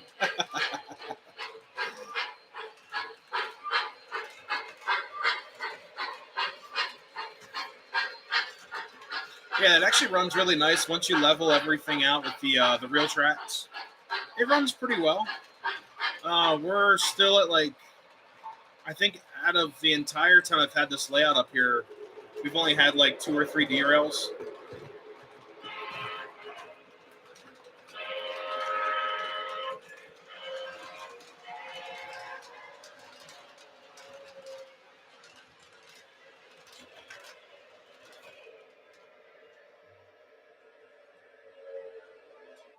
There we go. Dad and I should have gone with that because we poured at least $1,000 on MTH track. Whoa. Yeah. Okay. So this track I actually bought up at Iron Horse Trains, which is one of my favorite hobby shops. They're like family. Troy and Roxanne that run the shop. They had a bunch of track left over. So I've got actually a tote right behind me. You guys can see it's all covered with stuff. But where the cat bed's at, underneath there, is a box of MTH real tracks. I'm holding on to it. The main collection of real tracks. Hold on one second here. There we go. So the main collection of real tracks was $300, and Troy was $300. You get I think there was like 25 switches, all different sizes. So like 031 switches. He had a lot of 031 for some reason. And then there was 3 sections of 3 foot. I think 18 straights of the 10-inch straights. I want to say like 35 of the 031 turns, not turnouts. A few fires, only one fire. That was my fault from contact cleaner. So, but no, here, these lights are messing with me. It's like, I feel like I'm in like a grow room. Give me a second here. Um, so I went with the real tracks only because of budgeting, and the other stuff's great, guys.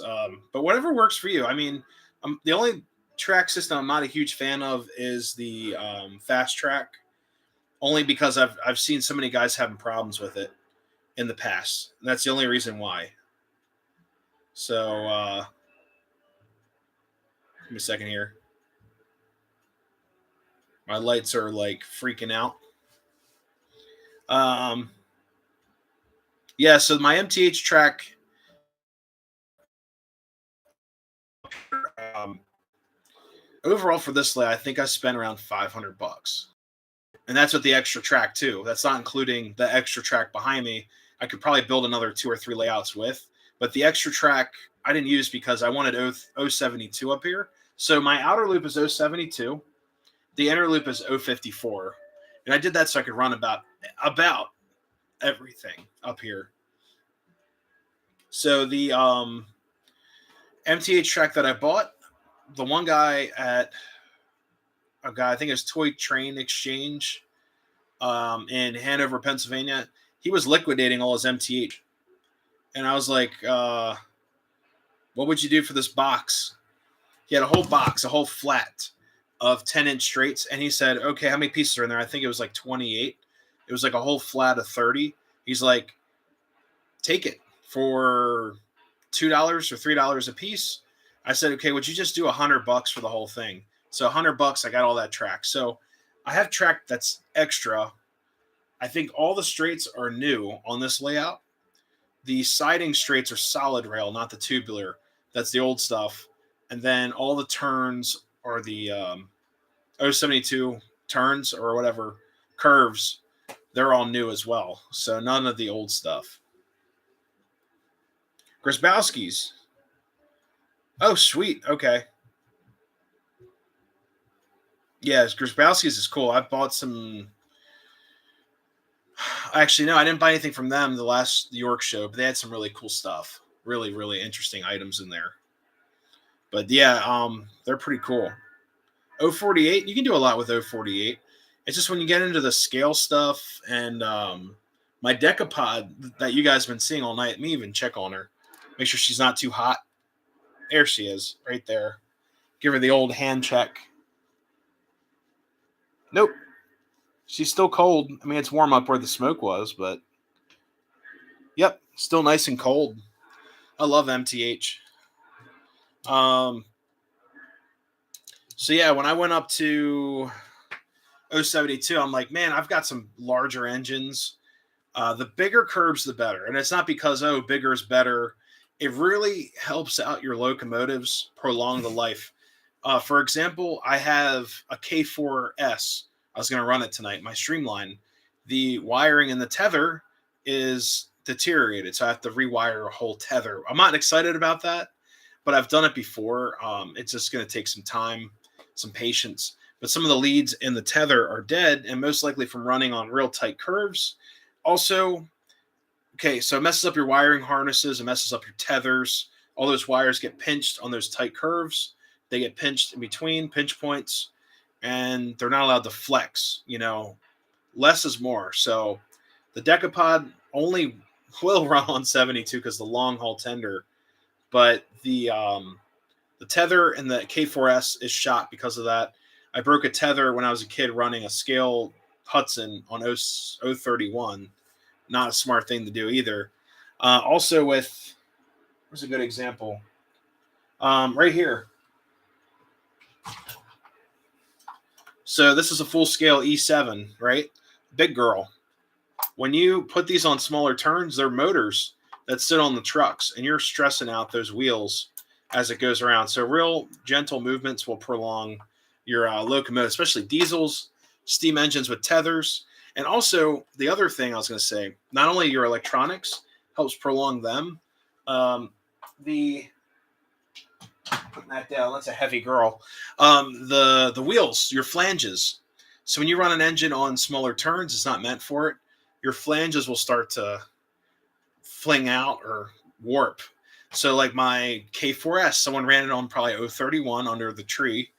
The what do you call it? The wheel flanges are probably shot from that. They're all warped out and stuff.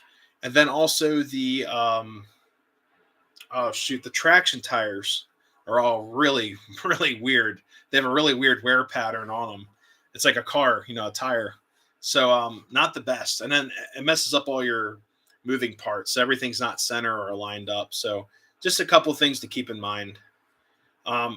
So Rail King is meant to run on 31, but guys, I recommend 48, at least 48 and higher, just to prolong the life of your trains.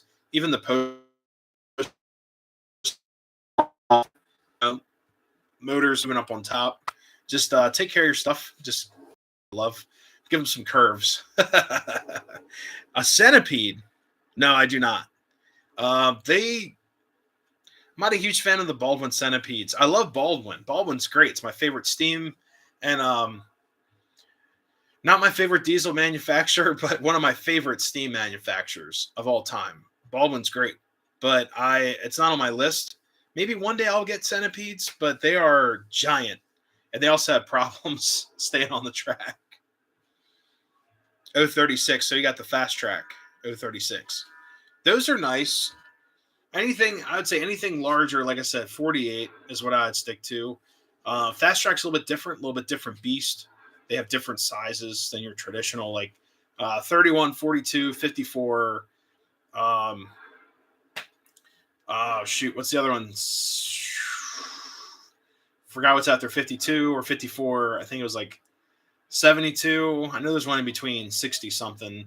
72, 80, and then I think 98. Those are just like the traditional sizes, something like that. I think it's 64, if I'm not mistaken, or 60. So Fast Track kind of changed those a little bit. They kind of gave you a little bit of a better option with the Fast Track 36. I remember as a kid, like, wow, 36, it looks so big. Then I got to go on like to building my own stuff. I'm like, man, I need 42. And then the last layout I had 42. The traditional layout I had up here, the 4x12 was 042. I'm like, man, look at these big curves. They look great. And then I built the last layout. I was like, man, look at this 54 stepping up in the world. Now this layout 72. I couldn't believe it. I was like, whoa, 72 looks so great. Now I'm like, 72 does look great, but I'd love to have like 84 or 90 would be fantastic. Eventually I'll get like Flex Track and just make my own turns, do the math, write it down, and just let the engines, bank and stuff on the turns. It's pretty cool. We'll go for a little bit longer, guys. I do have some other things to do tonight before heading out to bed, but a little bit of Thanksgiving tradition here. So this Friday, after Thanksgiving festivities are over, I'm going to head over to Strasbourg to hang out. And I've been doing that for 22 years. Yeah, 22 years. For 22 years, my dad and I have gone to Strasbourg to hang out. So we're going to do that. Of course, bring Nikki with us, not leave her home by herself on Black Friday, but that's been a family tradition for 22 years. So I'll be there. That's actually where when I got addicted to Strasbourg. And the other crazy thing too about this trip, this is the only time of year that him and I would go to Strasbourg, because when I lived in Baltimore, it was a hike. It was about an hour and a half, 2 hours to get up to Lancaster. I'd say an hour and 40 minutes or so. we would take up Route 1, cross the river, go through the woods, and head into Strasbourg. It's pretty much a straight shot, but it's pretty cool. Hey, Radar, thank you so much for stopping. Have a great Thanksgiving as well. So, when this is crazy, guys. So, Strasbourg, the year I went with my dad that winter, he asked me that winter if I would want to come back in the summertime. It was the first time going to Strasbourg in the summertime. And the summertime, we actually saw them run all three engines at the same time. Him and I have never seen that. I haven't seen such a resurgence since the world shut down, but this was many years before that. And basically, we witnessed them use all three engines. What they would do, they'd take one engine out, meet at the passing track at Cherry Crest. One would come past, go to the station. They would wait there for the engine to get back from Paradise Junction. They would head out. So they're just using that passing track all day long. Amazing, like clockwork. Because we were I want to say trains on it was the half hour mark, and they were running like 6-7 trains that day. All of them were full, completely full. 89 only ran like 4 or 5 cars, but then the other two engines, 89 or 90 and 475, were pulling the open air cars. They were also pulling the all the parlor cars, all the first class cars, and I think they gave 90 the president's car, the Philadelphia Reading car. It was amazing, guys. I'm telling you, that's the last time I've ever seen them run 3 trains at once. So this is also the first time going in the summer. It was crazy busy in the summer. That was also the same year that Strasbourg started doing their full-on like Christmas train. They never did the Christmas trains on Black Friday, and they did them closer to Christmas. So when I went that one year, it was under, I believe, new management or something. We were on the train, and there were carolers, and then the band. They had like a horn band, a duet, and then they also had Santa and Mrs. Claus on the train. That was kind of cool, but they had a whole different overlay because they would usually just do the normal historical narration of the valley, the history, and we went back that one year. It totally changed, and that was the summer I saw them run 3 engines. Since then, I haven't seen it. The most we had was when they ran 611. They had 475 and 611 taking turns at the passing track, and it was amazing to see that again. So it brought back some memories, fantastic memories. I remember as a kiddo going to the Caboose Motel restaurant, Casey Jones, and seeing the trains go back and forth, getting so excited to ride that train. We'd ride the train. It felt like an eternity on the train. Until you get older, it's like, wow, this train wasn't that long. But just memories like that, guys. That's why I love Thanksgiving week. Not so much for the food. I like the experience with family and friends and trains. So that was always my start of Christmas. I know a lot of you guys are celebrating Christmas earlier and earlier each year.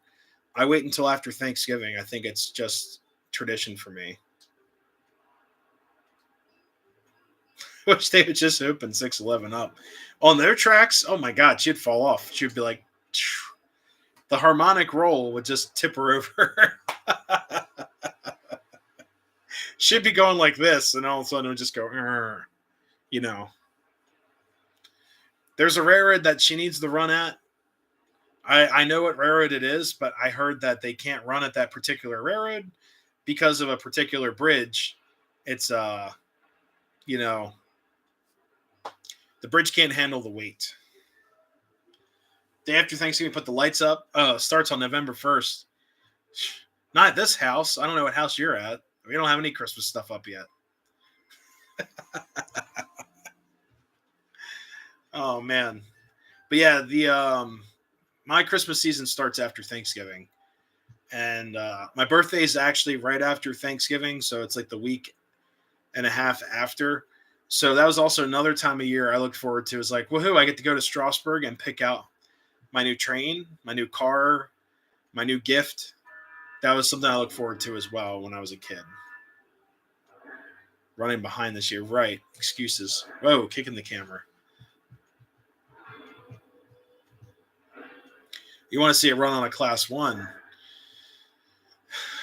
There's a lot with that. No Mariah Carey till after Thanksgiving. Yeah, yeah, exactly. I know there's all kinds of, oh man, all kinds of stuff. Fancy rules. FRA. I was trying to think of the organization. There's so many FRA rules running steam on a main and all that. You would have to have a diesel behind it, doing all the PTC stuff. Christmas lights coming for the train room. Jeff, we'll see. I mean, I'm going to be really busy this year. This is going to be a very interesting Christmas because of the job training. I'm not complaining. It's just the way it is. They work in the winter. If they can work in the winter, they want to phase this out. So we'll see. I'd like to get Christmas lights up here. We'll get Christmas lights possibly up here. I'll string them around. Maybe do a Christmas live stream. I'm not sure yet. Maybe that weekend. Because I think Christmas is on a Sunday. Christmas is on a Sunday this year. So at least I'll have Christmas off, presumably.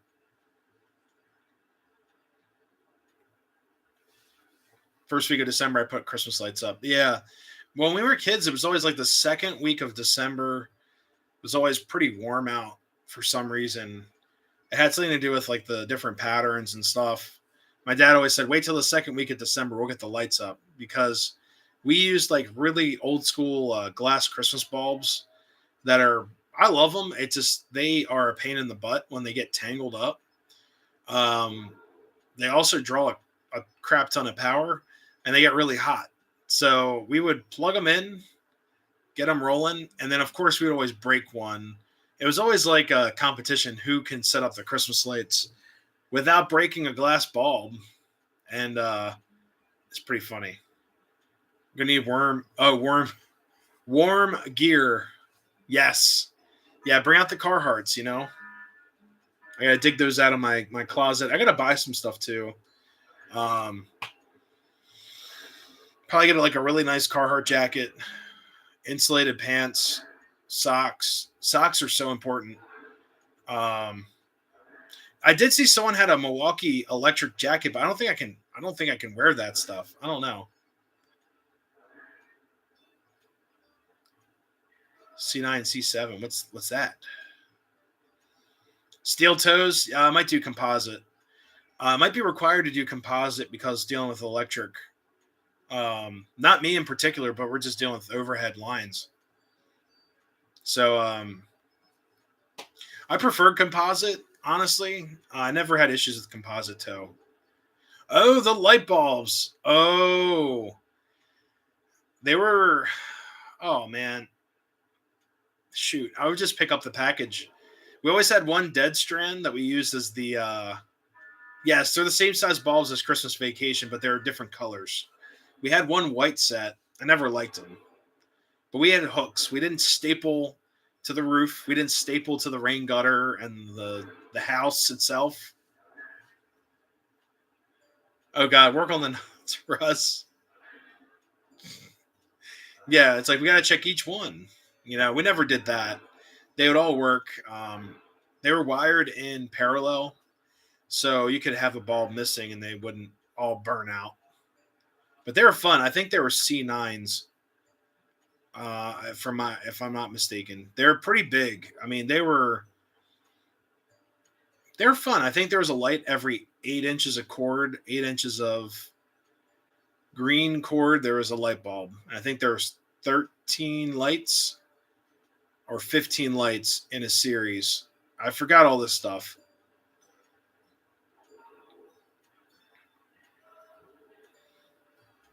We checked every bulb, didn't we, Russ? Yeah, I can't wait to watch that movie this year. I can't wait. Christmas Vacation is one of my favorites.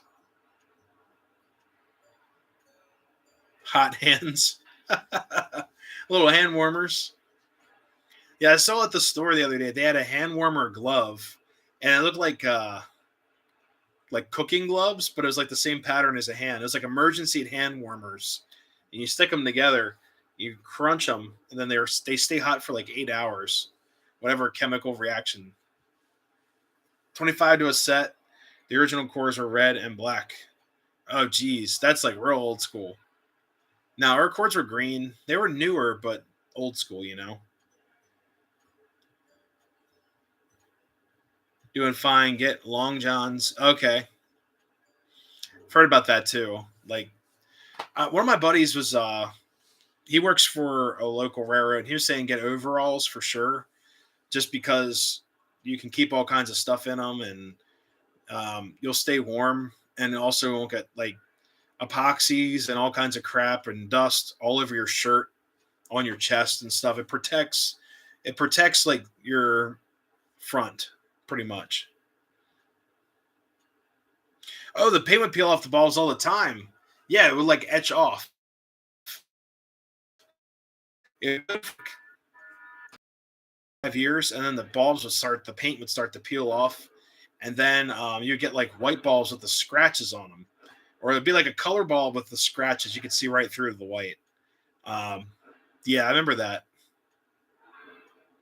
Carhartt bibs, one piece. Yeah, that's the way to go. Yeah, I have a fashion collection of railroad clothes. So, but yeah, it would be cool to wear overalls, not because of the aesthetic, but just I've heard they're comfortable and you just won't get crap all over your front, especially wearing like a nice shirt or whatever, or Carhartt shirts. You know, you're cutting something, you don't want to flare up on your shirt or put little pinholes in your like $30 shirt. Like I have Carhartt stuff left from when I was an inspector for construction stuff, but I'd like to get a lot of newer stuff. I like the material that their stuff's made of. It's like a cotton, kind of like this, but a little bit thicker. But they're great. Go Rogue and get Duluth. I can't afford that. I'm gonna be going to like the Gabe's up the street, or like we have Tractor Supply as well. They're pretty cool. Got all kinds of stuff. So my first 2 weeks of training are safety training in a classroom. I actually just read the terms and stuff, and there's actually a dress code and everything. It's like business attire, like business casual, which I thought was kind of funny. Um, we can be sent home if we do not wear our business attire. They also don't want us wearing tennis shoes. I'm like, this is for a railroad job, like trackman job. So it's only for the safety portion. It's like school. They said business casual. It's in a conference center and all this fancy stuff. But I just thought it was kind of interesting that they want us wearing like non-tennis shoes, no t-shirts. You have to wear like a booted shoe or a shoe with a it said pronounced sole or whatever. I'm like, what? It's whatever. I'll follow the rules. I don't care. I want the job. I'll do what I have to do. But the training's only 2 weeks for the safety stuff. Then there's an additional 2 or 3 weeks of hands-on training, and that's when it's gonna be like, bring your Carhartts and your skivvies. Like, let's go. Be a lot of fun. Goodwill special. Oh, of course. You never know what you'll find at Goodwill, but no, I'll get all new stuff. I don't like wearing workwear that someone else has worked in. It's kind of weird. You know, it's like I saw at Goodwill when I was a kid, they were selling like used underwear. I was like, ugh, no, mm-mm, no thanks. But yeah, we'll get all that stuff straight. I'm not worried about it. We got some time. Got a couple weeks here, and then shipping me up to training, so I'm not worried about it. But guys, I'm gonna call the stream here. I would go till 10:30. I gotta go downstairs and actually eat dinner, and then get some stuff done, and then head off to bed. But I want to thank you guys for stopping into the stream. If you haven't yet, make sure you check out the video I just posted for the Lower Susquehanna Valley Model Railroad Club. The only reason I'm tripping up on the name is because I'm thinking like the Lehigh River there's so many other clubs with an L it starts with. Um, but that club was fantastic. The guys over there, like I said, looking for new members. They're doing an open house, and it ends on January 4th, 2023. Go up there and check it out. The membership dues are extremely affordable. It's really just meant to get people together, running trains, and just hanging out, having a great time. I'll probably become a member because they have a lot of really cool members up there, a lot of really, really cool collections and such. It'd be really, really interesting to see where things go. I've never been a part of a railroad club before, but it might be worth checking out, especially it's kind of on the way home from my future workplace. So it's pretty cool. So yeah, guys, happy Thanksgiving to everyone. Have a blessed and safe Thanksgiving. If you're traveling, be careful out there. Lots of weird weather. It's that time of year. Have fun running your trains. Hopefully, you guys have a great week. Hopefully, you buy some trains. This could be the second to last Monday-Runday, or third to last, was we'll have next week, then the following week before training. So I'll keep you guys updated on that if we cancel the stream or if I do the stream from my training location from my hotel with a set of N scale. We'll see. That's the potential possibility. But the live stream will not be as long. Training starts very early, like very early. We have to be down at the training facility and all that. So we'll let you guys in on all of that. Excuse me. Anyone watching the channel that's new, always consider subscribing. You guys gave a lot of thumbs up tonight, so thank you guys so much. Be safe out there. We'll catch up soon. Check out the video from the Model Railroad Club. Give them some love. Also, check out the video I did on the newsstand back there. It's a lot of fun. Get you guys interested in some vintage toy trains and all that. Probably have a video from Strasburg out this weekend. We'll see how things go. And I might be back at that railroad club very soon for another video or just hanging out. We'll see. Anyways, guys, have a great night. Thank you so much to my mods that came out. DB Tech, Jamie, and also I saw Brian and Nikki in there. And also, thank you guys. You guys are awesome. See you guys later. Have a great holiday weekend. Till next time, happy railroading, guys. See you next time. See you guys. Have a good night.